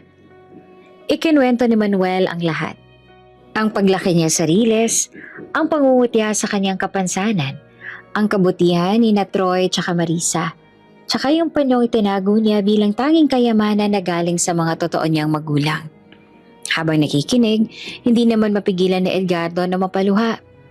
Bawat hirap na dinanas ni Manuel ay para bang sugat na humihiwa sa kanyang sariling laman. Patawarin mo ako, Manuel. Patawarin mo ako. Paulit-ulit na sabi ni Edgardo sa kanyang isip. Bakit po kayo umiiyak, sir? Tanong ni Manuel na lito rin sa nangyayari. Humingi ng malalim si Edgardo tsaka pinunasan ang kanyang mga mata. Huwag kang mag-alala, Manuel. Gusto ko lang siguraduhin lahat. Bukas may hihilingin sana akong pabor sa'yo. Isang test lang para mabigyan ka ng kasagutan sa mga tanong mo. Tumango naman si Manuel. Kahit na puno ng katanungan ang kanyang isipan. Pag-alas si Manuel sa opisina, naiwan si Edgardo na nakahawak sa panyong hiniram niya sa binata. Tumingala siya sa kisame tsaka bumulong sa hangin. Lisa, nahanap ko na siya. Buhay ang anak natin. Pero sa kabila ng lahat ng saya na nararamdaman niya noong mga oras na yon, alam ni Edgardo na kailangan niyang mag-ingat. Hindi niya pwedeng basta na lang sabihin sa lahat ang tungkol doon nang walang matibay na ebidensya. Kailangan niya ng DNA test. At habang naghihintay siya sa tamang pagkakataon, ang tanging nasa isip niya lang ay kung paanong mababawi ang anak na tinuring niyang patay sa loob ng mahabang panahon. Hindi naman mapakali si Edgardo sa loob ng kanyang opisina matapos lumabas si Manuel. Ang panyong hawak niya ay para bang nagbabaga. Nagpapaalala sa kanya ng lahat ng sakit tsaka pananabik na kinimkim niya sa loob ng halos 2 dekada. Kahit na bawat hibla ng kanyang pagkatao ay sumisigaw na si Manuel ang kanyang anak, alam ni Edgardo na sa mundo ng batas tsaka ng negosyo, kailangan niya ng hindi matatawarang ebidensya. Hindi niya pwedeng basta nalang yakapin ang binata tsaka ipakilala sa mundo ng walang katibayan. Lalo na't marami pa rin gamlamay si Mary Grace na naghihintay sa pagkakamali niya. Kailangan ko ng DNA test. Bulong ni Edgardo sa sarili habang pilit na pinapakalma ang nanginginig niyang mga kamay. Ilang minuto lang lumipas tsaka pinindot niya ang intercom. Pakitawag si Manuel Binuchenta sa opisina ko ngayon din. Sabihin niyo, may ipapalinis lang ako na tapong kape. Ito ang naisip niyang paraan para hindi maghinala ang mga empleyado o ang mga security guard na laging nakabantay sa bawat galaw niya. Maya-maya ay narinig niya na ang pamilyar na iika-ikang hakbang sa labas ng pinto. Kumatok si Manuel, tsaka dahan-dahang pumasok. Bit-bit ang kanyang cleaning kit. Sir, pinatawag niyo po ako. Nasaan po yung natapon? Tanong ni Manuel habang ginagala ang paningin sa malinis na carpet. Manuel, maupo ka muna. Saad ni Edgardo habang tinuturo ang upuan sa harap ng kanyang mesa. Nakalimutan ko, tuyo na palang natapon kanina. Pinunasan ko ng tissue. Pero bago ka pala bumalik sa lobby, uminom ka muna ng juice. Mukhang pagod na pagod ka sa pag-akyat panaog dito sa building. Nag-alinlangan naman si Manuel. Naka sir, nakakahiya po. Janitor lang po ako. Baka kung anong sabihin ng mga nakakakita. Manuel, kaibigan kita, di ba? Sige na, uminom ka na. Utos to ng boss mo. Biro na Edgardo para gumaan ang loob ng binata. Kumuha naman si Edgardo ng isang malinis na baso. At saka, sinalinan to ng juice mula sa pitsyel na nasa kanyang minibar. Inabot niya ito kay Manuel. Uhaw na uhaw ang binata kaya mabilis niya itong ininom hanggang sa maubos. Hindi alam ni Manuel na habang umiinom siya, matamang pinagmamasan ni Edgardo ang bawat galaw niya. Ang paraan ng paghawak niya sa baso, ang hugis ng kanyang mga panga, tsaka ang mga mata niyang punong-puno ng kainosentehan. Salamat po sir, ang sarap po ng juice. Ngayon lang po ako nakatikim ng ganon. Nakangiting saad ni Manuel habang inilapag ang baso sa mesa. Walang anuman Manuel, sige na, bumalik ka na sa trabaho mo. Mag-ingat ka sa pagbaba. Sagot ni Edgardo. Nang makalabas na si Manuel, mabilis na kinuha ni Edgardo ang basong ginamit ito.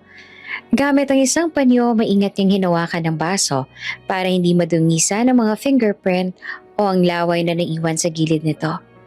Inilagay niya ito sa isang plastic bag, tsaka agad na tinawagan ng kanyang pinakapinagkakatiwalaang doktor sa isang private hospital. Doc, may ipapa-DNA test ako. Confidential ito. Ayoko may makakaalam na kahit sino. Kahit ang pamilya ko. Seryosong saad ni Edgardo sa cellphone. Sige Edgardo, dalhin mo rito ang sample ngayon din. Sisiguraduhin kong walang lalabas na impormasyon. Sagot naman ng doktor. Mabilis na umalis si Edgardo sa opisina.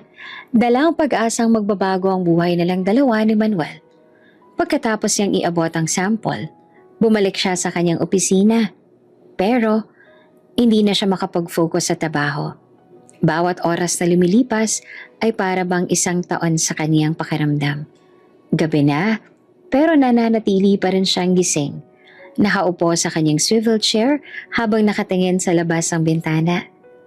Binuksan ni Edgardo ang drawer ng kanyang mesa, tsaka kinuha ang isang lumang picture ni Manuelisa. Sa picture, nakangiti ang asawa niya habang hawak ang kanilang bagong silang na baby. Itinapat niya ang larawan ni Manuelisa sa kanyang isipan, tsaka inihambing ito sa mukha ni Manuel. Lisa, eksaktong kopya mo yung mga mata niya. Hikbe ni Edgardo. Yung ilong, ang labi. Paano hindi ko napansin ito kaagad?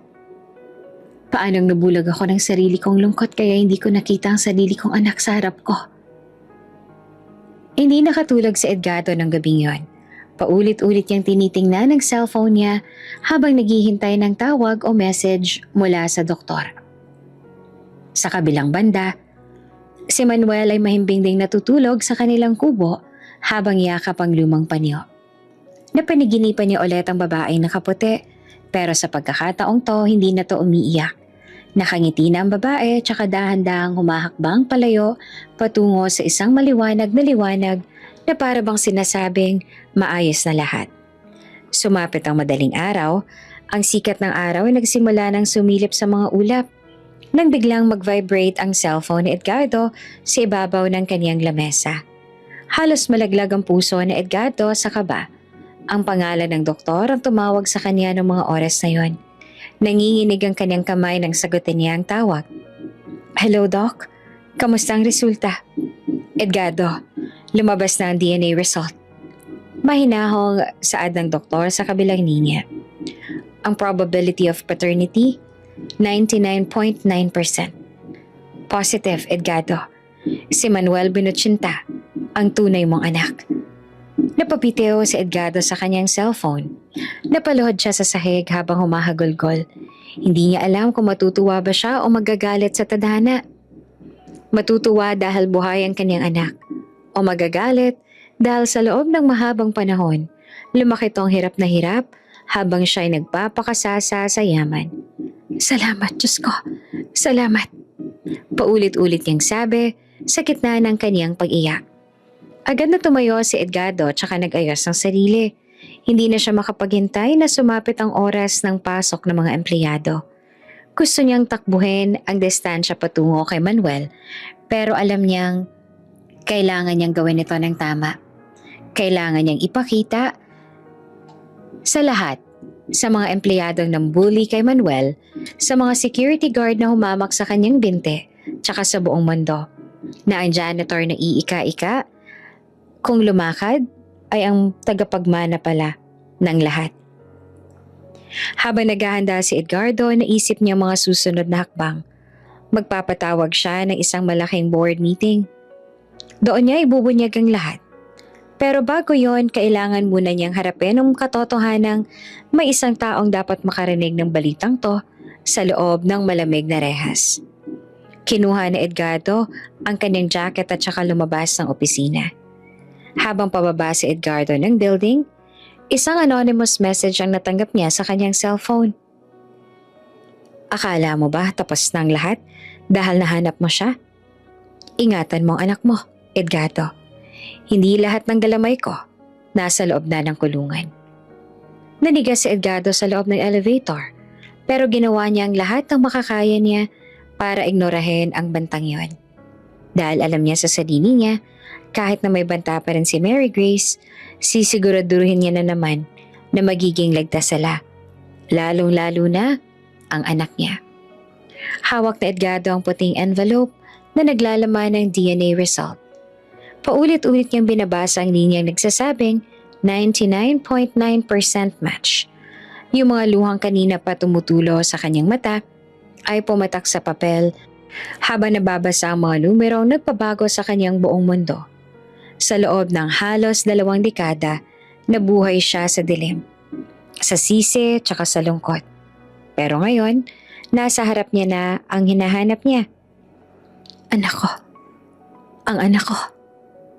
Bulong ni Edgardo habang nakasandal sa kanyang swivel chair. Paano kita haharapin? Paano ako hihingi ng tawad sa lahat ng hirap na dinanas mo habang ako'y nagpakasasa sa lahat ng to? Hindi na nag-aksaya ng panahon si Edgardo. Pinindot niya ang intercom ng buong loob. Pakitawag lahat ng board of directors sa main conference room ngayon din. Sabihin niyo may napakahalaga akong anunsyo na hindi pwedeng ipagpaliban. At tawagin niyo na rin ang head ng security tsaka lahat ng janitorial staff na naka-duty sa lobby. Nagulat ang kanyang secretary sa kabilang linya. Lahat po, sir? Pati po yung mga janitor? Lahat. Walang matitira. At siguraduhin mong nandoon si Manuel Binuchinta. Mariing utos ni Edgardo. Habang naghahanda lahat, si Manuel naman ay kasalukuyang nag-aayos ng mga gamit sa janitor's closet sa basement. Nakaramdam siya ng kaba nang lapitan siya ng kanyang supervisor. Manuel, pinapatawag ka sa conference room sa taas. Kasama raw lahat ng staff. Ano na naman kayang ginawa mo? Sabi ko sa'yo mag-ingat ka eh. Wala naman po akong ginagawang masama, sir. Sagot ni Manuel habang pilit pinapakalma ang kanyang mabilis na tibok na puso. Baka po may ipapalinis lang po na malaki? Hindi, Manuel. Board meeting room tayo pupunta. Doon sa pinakamataas na palapag. Bilisan mo, ayaw ni Sir Edgardo nahuhuli. Umakyat si Manuel kasama ang iba pang mga janitor tsaka mga security guard. Kabilang na si Vargas, na pabalik-balik ang tingin kay Manuel na may halong pangungutya. Pagdating nila sa conference room, bumungad sa kanila ang isang mahabang lamesa kung saan nakaupo ang pinakamayayamang tao sa kumpanya. Ang mga board members ay nagtataka kung bakit may mga janitor sa loob ng kanilang opisina. Pumasok si Edgardo. Dala ang puting envelope tsaka ang lumang picture ni Manuelisa. Ang kanyang muka ay seryoso, pero ang kanyang mga mata ay mapula dahil sa pag-iyak. Tumayo siya sa dulo ng lamesa tsaka tumingin sa mga bawat taong naroon. Hanggang sa huminto ang kanyang paningin kay Manuel na nakatayo lamang sa gilid na iika-ika tsaka nakayuko dahil sa hiya. Marahil ang nagtataka kayo kung bakit ko kayo pinatawag lahat. Panimula ni Edgardo. Ang kanyang boses ay umaalingaw-ngaw sa buong opisina. Sa loob ng maraming taon, alam niyong lahat ang trahedyang sinapit ng asawa ko at saka ng anak ko. Alam ninyong namuhay ako sa pag-asang balang araw. Makikita ko ang anak kong itinapon sa ilog. Nagbulungan ng mga board members. Si Vargas naman ay napangisi ng mahina. Iniisip na baka mag-announce si Edgardo ng donasyon o kaya ay may kinalaman sa kaso ni Mary Grace. Nitong mga nakaraang buwan, may isang tao ako nakilala rito sa kumpanya. Patuloy ni Edgardo habang dahan-dahang naglakad patungo sa kinaroroonan ni Manuel. Isang tao na hinahamak ng marami dahil sa kanyang kapansanan. Tumigil si Edgardo sa tapat ni Manuel. Hinawakan niyang balikat ng binata. Dahilan para mapatingala si Manuel sa kanya. Manuel, ilabas mo ang panyo mo. Nanginig namang kinuha ni Manuel ang panyo mula sa kanyang bulsa at saka iniabot ito kay Edgardo. Itinaas naman ni Edgardo ang panyo para makita ng lahat. Ang panyong to na may bordang Manuelisa. Ito ang panyong ibinigay ko sa asawa ko bago siya mamatay. At ito ang panyong natagpuan sa leeg ng sanggol na nakaligtas mula sa tulay. Katahimikan ng namayani sa opisina. Halos hindi humihinga ang mga board members. Si Vargas naman ay unti-unting namumutla. Ang kanyang mga tuhod ay nagsimulang manginig. Ito ang DNA result. Sigaw ni Edgardo habang pinapakita ang papel. Ang janitor na hinahamak ninyo. Ang lalaking pinagtatawanan ninyo dahil sa lakad niya ay walang iba, kundi ang nawawala kong anak. Siya, si Manuel Velasquez. Yung totoo at tanging tagapagmana ng lahat ng meron ako. Agad na nagbulungan ng lahat. Ang mga board members ay napanganga. Ang mga supervisor na nanigaw kay Manuel ay hindi malaman kung saan titingin. Si Manuel naman ay napaluhod sa sahig. Hindi dahil sa paghihina ng binte, kundi dahil sa bigat ng katotohanang sumampal sa kanya. Sir, ano pong ibig niyong sabihin? Tanong ni Manuel habang dumadaloy ang mga luha sa kanyang pisngi. Kayo po ang tatay ko. Lumuhod din si Edgardo sa harap ni Manuel, tsaka niyakap ng mahigpit. Patawarin mo ako, anak. Patawarin mo ako kasi hinayaan kitang maghirap. Hindi ko alam na nandito ka lang pala. Nagiyakan ng mga tao sa loob ng opisina, maging ang ilang mga board members ay hindi napigilang mapaluha sa eksenang nasaksihan. Sa gitna ng pagtatagpong iyon, tumayo si Edgardo, tsaka hinarap si Vargas tsaka ang iba pang nambubuli kay Manuel. Kayo, turo ni Edgardo sa kanila. Lahat ng panlalait na ginawa ninyo sa anak ko, lahat ng ginawa ninyong pangungutya sa binti niya, hindi ko kayo palalampasin. Mula sa araw na ito, tanggal na kayo sa kumpanyang ito. At sisiguraduhin kong malalaman ng lahat kung anong klaseng ugali ang meron kayo. Sir, pasensya na po, hindi namin alam. Pagmamakaawa ni Vargas. Pero huli na ang lahat.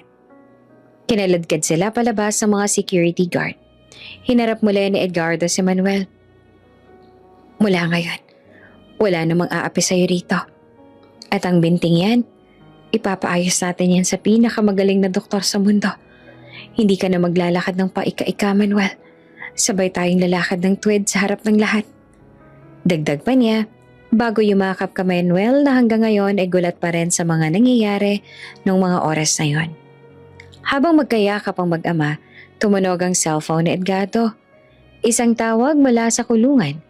Isang jail warden ang nasa kabilang linya. Ang boses nito ay puno ng kaba. Sir Edgardo, kailangan niyo pong malaman to. Si Mary Grace, nakatakas po siya habang inililipat ng selda. Tsaka may iniwan siyang sulat para sa inyo. Mabilis na binasa ni Edgardo ang sulat para sa kanya ni Mary Grace. Kaya naman gano'n na lang ang kaba sa dibdib niya nang napatingin siya kay Manuel. Akala mo ba dito matatapos ang lahat?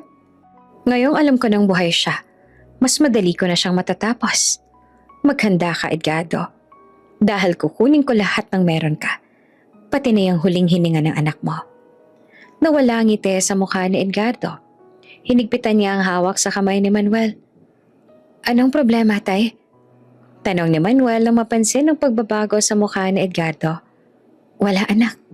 Pagsisinungaling nito, habang ang kanyang puso ay muling napupuno ng takot.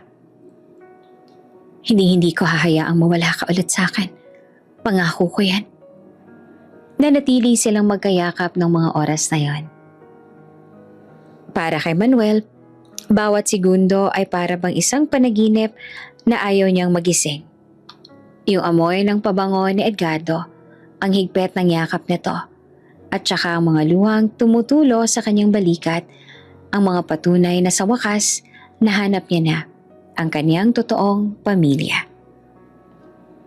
Tay, totoo po ba to? Bulong ni Manuel ng kanyang boses ay nanginginig pa rin sa gulat, tsaka labis na tuwa. Kayo po ba talaga ang tatay ko? Yung panyong to, ito po bang dahilan kung bakit tayo nakita? Humiwalay ng konti si Edgardo, hinawakan ng magkabilang pisngi ng kanyang anak, tsaka tinitigan ito ng diretso sa mga mata. Oo, Manuel, ikaw ang anak namin ni Manuelisa. Ikaw yung batang inakala kong nawala na sa akin. Patawarin mo ako, anak. Kasi sa loob ng mahabang panahon, hindi kita hinanap. Sa harap ng lahat ng board of directors, ipinakita ni Edgardo ang pagmamalaki sa kanyang anak. Pagkatapos ng lahat ng nangyari sa boardroom, agad na inuwi ni Edgardo si Manuel sa mansyon. Yung lugar na dating kinatatakutan ni Manuel ay naging kanlungan niya ngayon. Pero bago ang lahat, may isang mahalagang hiling si Manuel sa tatay niya. Tay, bago po lahat, kailangan po nating puntahan si Nanay Marisa at Tatay Troy. Saad ni Manuel habang nakaupo sa loob ng komportableng sasakyan ni Edgardo. Sila po ang nagligtas sa akin. Sila po ang nagpakain sa akin kahit wala silang makain. Sila po ang nagtago ng panyo na to. Ngumiti naman si Edgardo, isang tunay na ngiti na ngayon lang muling sumilip sa kanyang mga labi. Siyempre naman, Manuel, hindi natin sila malilimutan. Sila ang mga anghel na pinadala para sa'yo. Pinuntahan nila ang maliit na barong-barong sa tabi ng riles. Laking gulat ni na Marisa at Troy nang makita ang isang sasakyan na huminto sa tapat ng kanilang kubo. Bumaba si Manuel. Kasunod si Edgardo. Agad na niyakap ni Manuel ang kaniyang kinilalang magulang. Nay, tay, nahanap ko na po ang tatay ko. Si Sir Edgardo po.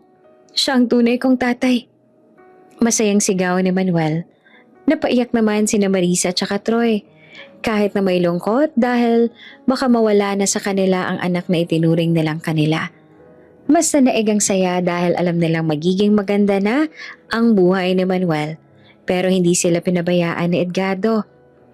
Marisa, Troy, wala akong mahagilap na salita para pasalamatan kayo. Saad ni Edgardo habang nakikipagkamay sa dalawa. Dahil sa inyo, may anak pa ako ngayon. Mula ngayon, hindi na kayo titira rito. Bibigyan ko kayo ng sariling bahay ninyo tsaka lupa, tsaka sapat na pondo para sa pagtanda ninyo. Hindi kayo mawawalay kay Manuel dahil bahagi na kayo ng pamilya namin.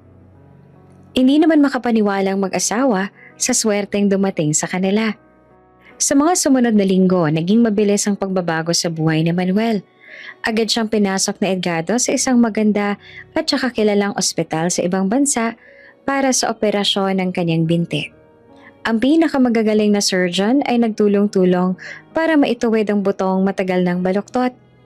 Pagkatapos ng operasyon, tsaka ilang buwan ng physical therapy, unti-unting nawala ang pag-iika ni Manuel. Ngayon, nakakalakad na siya ng matuwid. Taas noo, tsaka may kumpiyansa sa sarili. Sa kabila ng balita tungkol sa pagtakas ni Mary Grace, hindi naman hinayaan ni Edgardo na masira ang bago nilang simula. Nagdagdag siya ng mahigpit na seguridad sa paligid ni Manuel tsaka sa tulong ng mga otoridad, muling natunto ng kinaroroonan ng kaniyang masamang kapatid bago pa man to makagawa ng masama. Si Mary Grace ay nahuli ulit sa isang abandonadong bodega na punong-puno ng galit tsaka inggit. Tsaka sa pagkakataong to, sinigurado ni Edgardo na wala na tong pagkakataong makalabas pa sa kulungan habang buhay. Isang hapon, nagpa siyang mag-ama na pumunta sa isang espesyal na lugar. Nakasuot si Manuel ng maayos na polo. Habang si Edgardo naman ay may dalang isang malaking bouquet ng mga puting rosas. Pumunta sila sa puntod ni Manuelisa. Maayos tsaka malinis ang paligid ng puntod. Doon inilapag ni Edgardo ang mga bulaklak. Lumuhod siya sa tabi ng nicho, tsaka hinawakan ng marmol na may nakaukit na pangalan ng kaniyang asawa. Lisa, andito na kami.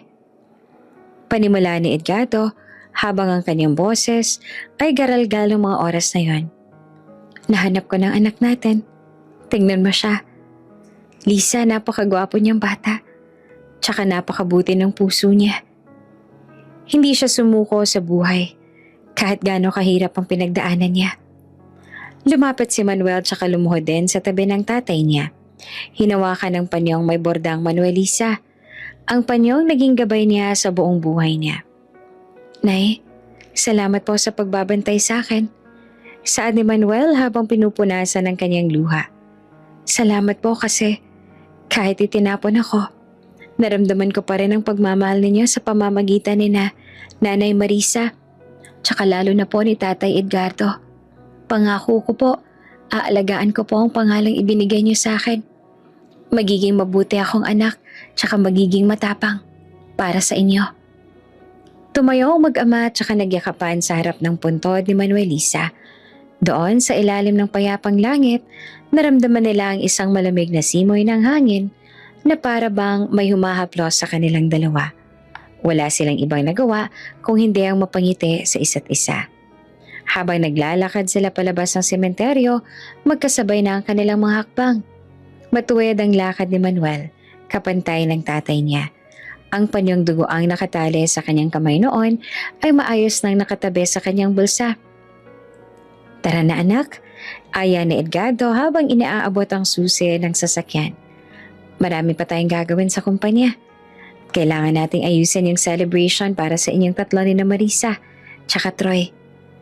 Opo tay, tara na po, sagot ni Manuel na may malapad na ngiti. Doon, magkasabay nilang tinunton ng daan papunta sa opisina. Sa kabila ng nangyari sa buhay nila, sa kabila ng galit, kasakiman, at saka karahasang nangyari sa kanila, nanaig pa rin ang pagmamahal ng mag-ama sa isa't isa. Wala man si Manuelisa, alam naman nila sa sarili nila na mananatili pa ring buhay ito sa mga alaala nila. Kahit wala na siya, nung magsama sila.